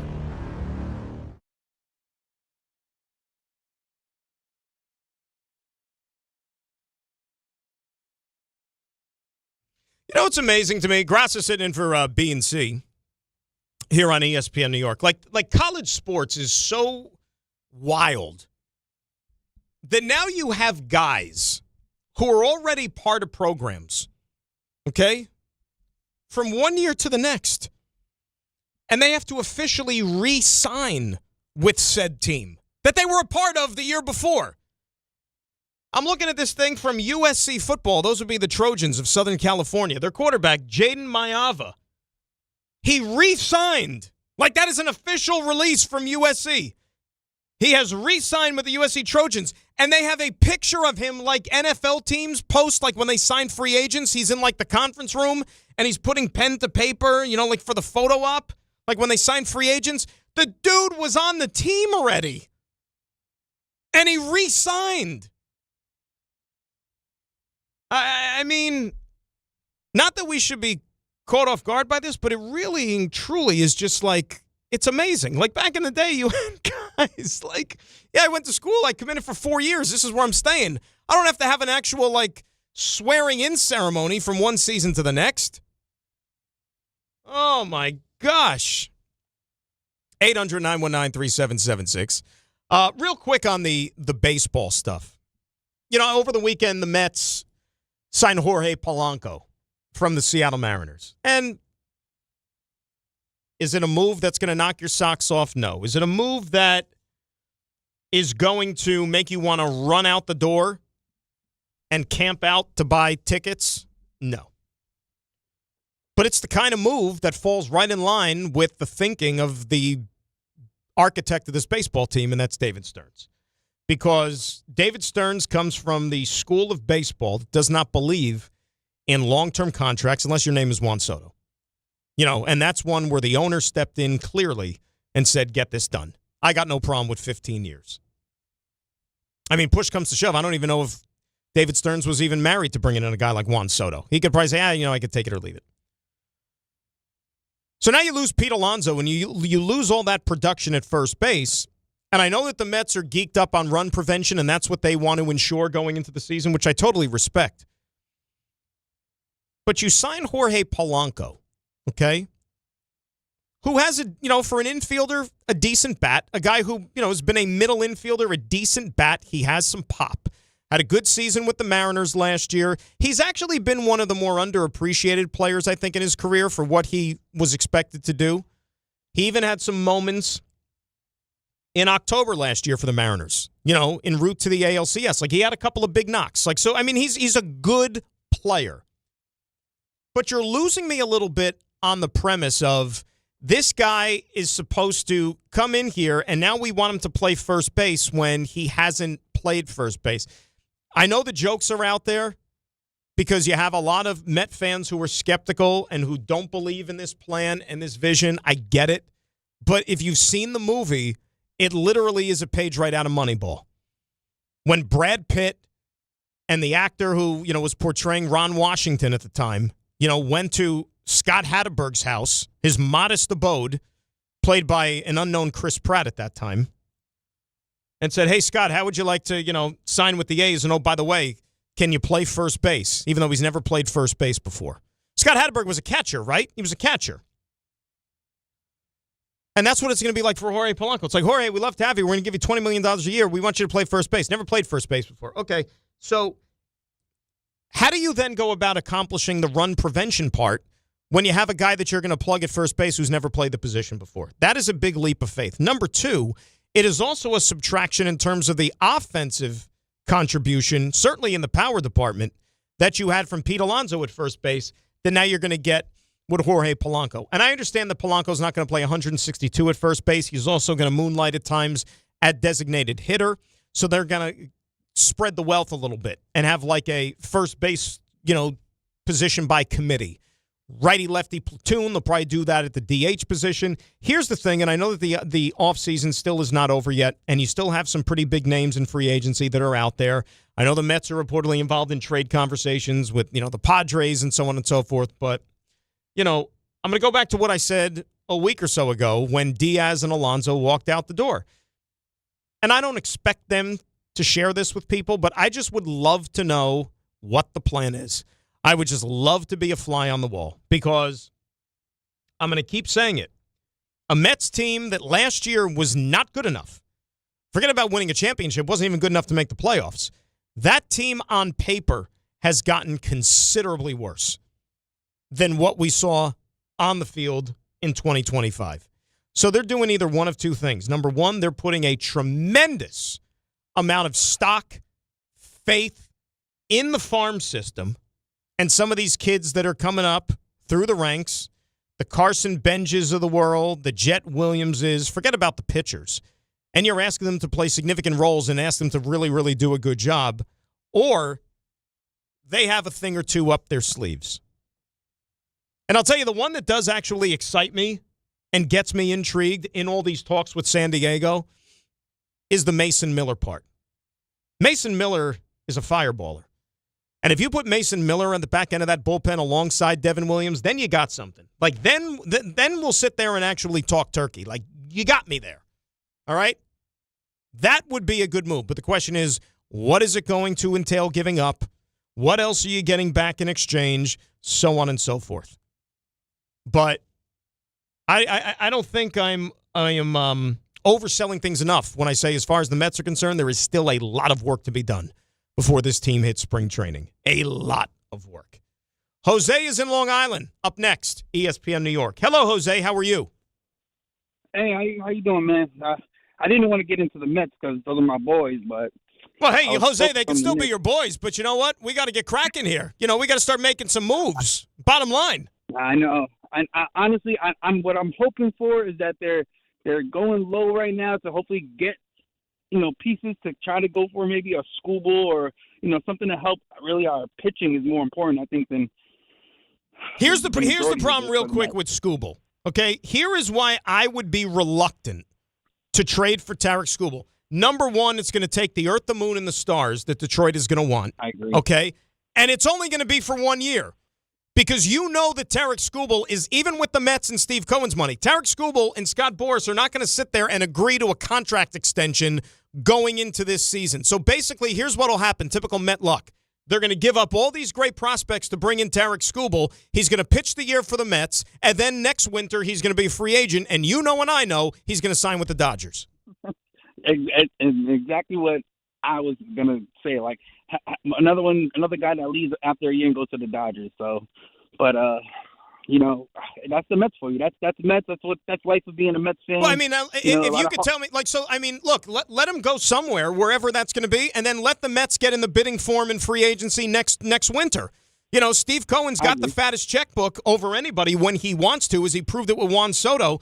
Go sign Tarek Skubal next winter. Yeah, exactly. When he wants to. But I guess we'll see what happens with the Mets. But I just want to say one thing. Let's go Knicks. It's a big day for the Knicks. I know everybody's like, it's not a championship. It doesn't mean much. But it means a lot to Knicks fans. I don't care who you are as a Knicks fan. It means a lot. So this is just hope that we're going to make it to the finals, which I think we should, considering the way we have the blueprint laid out for us. Well, look, it's as good a time as any, Jose, and thanks a lot for the phone call. Look, it's an opportunity to beat a quality team in San Antonio. Okay, number one. Number two, however skeptical you are and don't believe in the so-called format and the tournament, kind of like myself, I think it's silly. Think what is the NBA Cup? What is it? The commissioner's brainchild to incentivize players to want to actually give a damn. That's what the NBA Cup is. Because too many guys were loafing, load management, People didn't take the regular season seriously, so now you're incentivizing guys to go out there and actually give a damn about a handful of games in the regular season. And I know that they give $1 million to each guy who wins and this and that, but, you know, the regulars, the guys that are making, 20-something million dollars a year, I know it's money, but that's not as much a kick in the you-know-what to get them going. It's great for the 12th, the 13th, the 14th guy on the bench.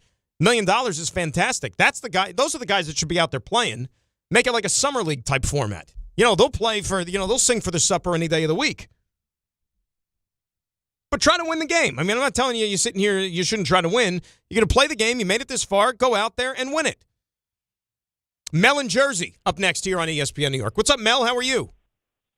I'm well. And yourself? I'm good, Mel. What's going on? That's good. That's good to hear. I was saying, as just a basketball fan, I don't feel like if the Knicks didn't win a championship, it would be a disappointment.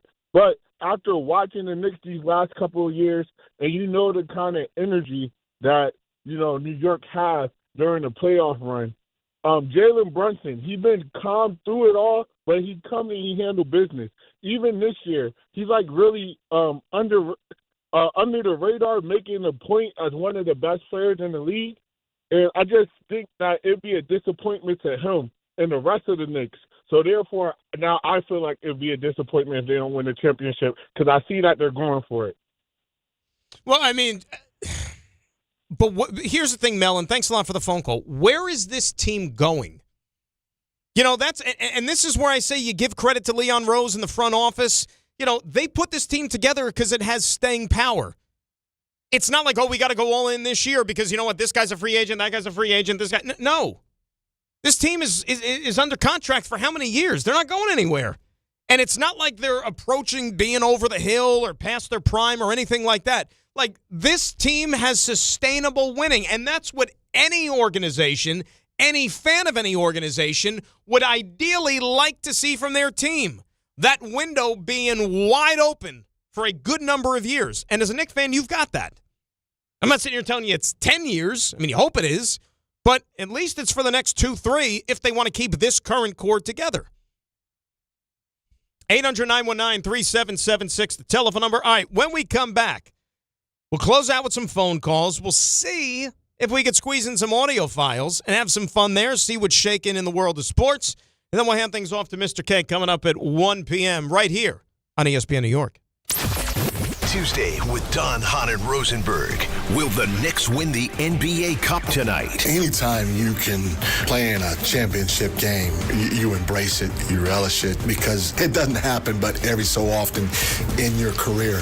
And so to win it, it'd be an unbelievable feeling. And what will the Mets and Yankees' next moves be this offseason? Don, Hahn, and Rosenberg today at 3 on ESPN New York and streaming live on YouTube. That's the ease at which you get information. You want it, you get it. Like that. Ask your phone. Group chat. Smartphone.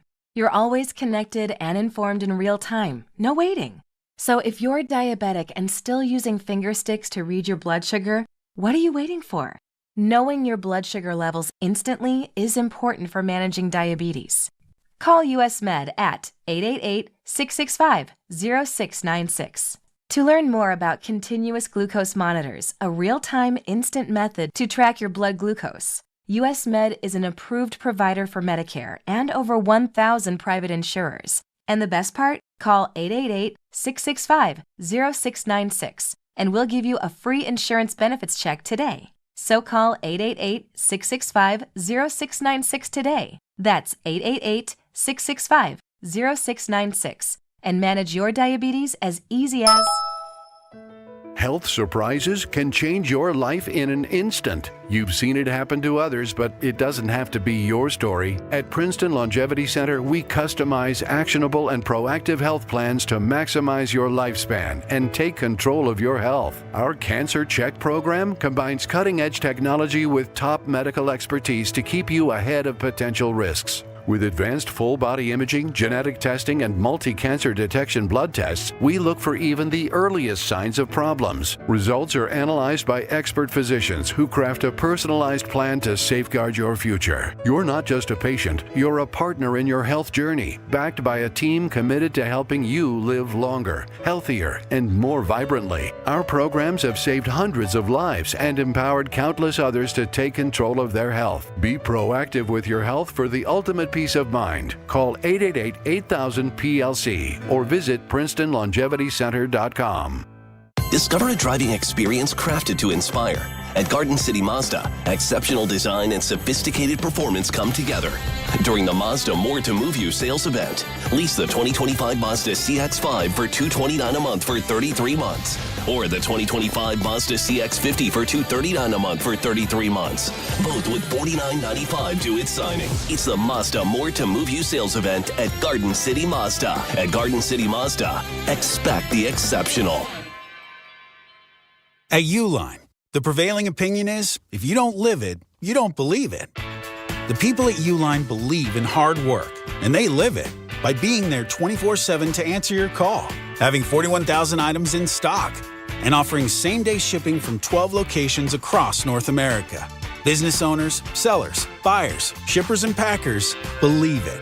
Uline is the hard-working, dependable source for your shipping and industrial supplies. Visit uline.com. Bet 365 is paid.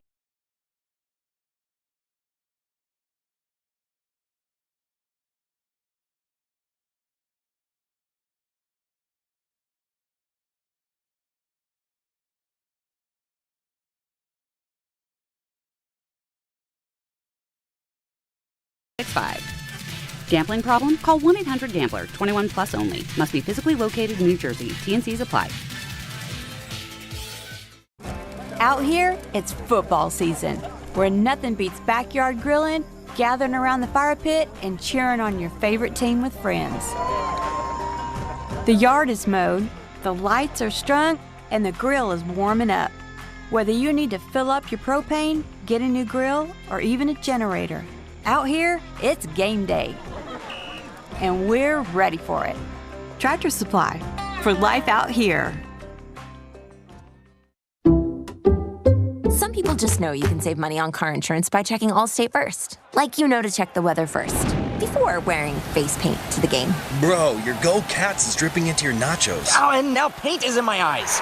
Interception! Did you see that? No! Yeah, checking first is smart. So check Allstate first and see what you could save. You're in good hands with Allstate. Potential savings vary, including based on how you buy, subject to terms, conditions, and availability. Allstate North American Insurance Company and affiliates, Northbrook, Illinois. You live for this. The wins, the losses, the slam dunks, and the buzzer beaters. The dream that this is your team's year. Hope, it's what keeps you coming back. So you represent with anticipation and with pride. Because when everything's on the line, your support means everything. That's why the NBA Store is here to support you. Check out the largest selection of official NBA gear at NBAstore.com. A Fanatics experience.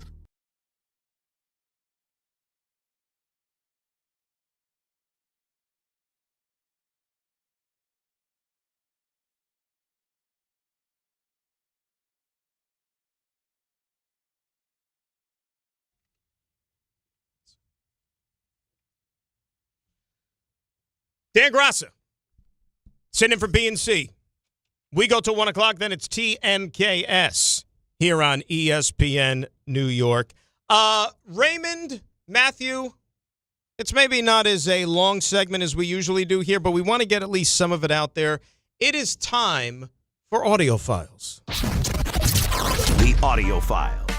It's now time for Audio Files presented by Amazon Pickup. What do you got today? All right, well, the Knicks are playing in the NBA Cup final tonight against the Spurs. And Jalen Brunson, the game does not count to your record, win or lose. It's not a game 83 in the standings. The two teams in the championship do not get that extra game. Yes, so Brunson was asked what it's like preparing for a game that doesn't count towards your record. You treat it like a regular game. You treat it like you would any other game, honestly. That is what's at stake. Like, you're not winning or gaining anything on your record. You're going out there competing. You're playing for more than just yourself. You're playing for your team, your organization, your city. There's a lot at stake besides the record. You go out there and compete no matter what. Yeah. How about that Jalen Brunson? No, I was just talking to Ray, that's why. Look, Jalen Brunson, that's the guy you don't have to worry about tonight. He's going to go out there, and if he's got to play 48 minutes, he'll play 48 minutes. You put championship in front of a game that Jalen Brunson's playing in, you know that he's going to go out there and try to win it like it's Game 7 of the NBA Finals. Last night on Monday Night Football, the Steelers handled the Miami Dolphins in a good game for the Steelers, winning 2 in a row. Aaron Rodgers is asked what he is looking for down the stretch. That's why I wanted to come back, is to be a part of something special. This is a great organization. We're playing meaningful football games. We're up by a game in the division. A lot left to play for. We got three games starting this weekend. Isn't it funny that when the Dolphins play good teams in the cold, that's the result? I was led to believe that I was going to see that 2 weeks ago, but it didn't quite work out that way. But, yeah, look, here's the problem the Dolphins are finding themselves in. And I know we heard from Aaron Rodgers and everything, but I'm going to make this about the Dolphins, okay? They had a chance to hit the reset button at the middle of the season, and that's what they should have done. They did it with the general manager. They traded away Jalen Phillips, among others, right? Like, they should have just cleaned house. And instead, for whatever reason, they kept Mike McDaniel, and now they went on this winning streak, which gave them a false sense of hope, but it still might be enough to persuade the owner to run it back with the head coach to where you're going to be in the same predicament again next season. That's why you should have just moved on when they did with Chris Greer. We'll see what Stephen Ross decides to do at the end of the season, but I just don't see this thing turning any better moving forward. Earlier in the show, we heard from Mel Kiper Jr., who was on with DNR earlier this morning, talking about the possibility of trading Jackson Dart and drafting Fernando Mendoza. Chris Canty was on Unsportsmanlike talking about that possibility as well. If you stay with Jackson Dart, you better be right. Because what Fernando Mendoza has done, if you decide you're going to pass up on him in lieu of Jackson Dart, you better be right about Jackson Dart. And I get it. There is the opportunity cost of drafting yet another quarterback and foregoing what you could get in terms of the haul with the bevy of first-round picks that number one overall pick could command. But man, that is a huge roll of the dice staying with Jackson Dart, considering what we've seen from him and the injuries throughout the course of this season, all of the optics, him going to the blue medical tent, the concussion history. You're just concerned about whether or not he'll ever get on the other side of his wild style of play. And conversely, Fernando Mendoza looks like a much more polished passer at this stage in their football careers. Yeah, it's so funny to me because, I don't know, a year ago, was anybody talking about Fernando Mendoza? In August, are we talking about a guy who was the number one pick in the draft, and now all of a sudden we're going to, hit the reset button and everything because, and look, Fernando Mendoza might be the Jet quarterback. Who knows? And God bless him. But, let's see what Jackson Dart could do. Let's see what he could do with a new regime, new coaching staff, his number one playmaker healthy, among others, right, in Malik Neighbors. And the Giants are more than just one player away. If they got the number one pick and that thing is going to be coveted by several teams, auction it off and then use that capital to go out there and add talent to your roster. And earlier this morning, Mel Kiper Jr. was on with the guys DNR. He was asked, how much blame is the Jets 3-11 go to Aaron Glenn? When you go out and you bring a head coach in who's a first-time head coach, and you make that call, and you have obviously issues that go beyond the head coach as to why you're not winning games. You can scrutinize every call here. Hey, any call a head coach makes during a game looks great when it works. And if it doesn't work, you know what he's doing. You got to get him to fire him. So you got to give Aaron Glenn another year to see if managing a game, making the right decisions, getting the most out of his players, get the talent. I've always said assess a head coach once he has the necessary talent, and you say, okay, you should have been doing better with the talent you have. This team's underperforming. If that happens, then you make that change with the head coach. You got to give this organization a chance to figure it out from a personnel standpoint, get the right pieces in place. Like I said, you got to have all these great quarterbacks from the past in their prime playing quarterback for the New York Jets this year, and that quarterback wasn't going to win. That's just the bottom line. You weren't. So now you got to figure that out, get the pieces around the quarterback, get the pieces overall you need, and the Jets move forward with another year with Aaron Glenn, and we'll have that same discussion. This time next year, we'll have a more serious discussion about that. Right now, there's no discussion in my mind. He comes back for the 2026 season. And of course he is. And oh, by the way, have you seen the defense? So you can talk about quarterback. Yeah, they need a quarterback, but obviously the other side of the ball needed some fixing, and they're going to get to work at that in the offseason. I mean, forget about the draft capital. They have a ton of money in cap space, and that could. By the way, I saw this thing, the projections. With the compensatory draft choices that each team gets. Jets, when you add in the compensatory picks that they're probably going to get, they might have upwards of 14 picks when it's all said and done in the upcoming draft. A lot of them, of course, like the late round, but 14 picks is a lot. And you're going to be trading some of those. You're not going to use them all like John Idzik did the one year when he took all 12. That didn't work out great. Anyway, that was Audio Files, presented by Amazon Pickup. Amazon Pickup is a convenient and secure way to collect your Amazon packages from locations near you. That is going to do it for us. I mean, you're talking about 3 hours just flying by. That's exactly what happened today. But thanks to Matt Boombaka, thanks to Ray Dinahan, thanks to everybody that called and they listened and tweeted and all those things. Michael K. is up next. It's called The Michael K. Show for a reason. I will talk to you soon, everybody. Grass is saying so long on ESPN New York. Tuesday with Don, Hahn, and Rosenberg. Will the Knicks win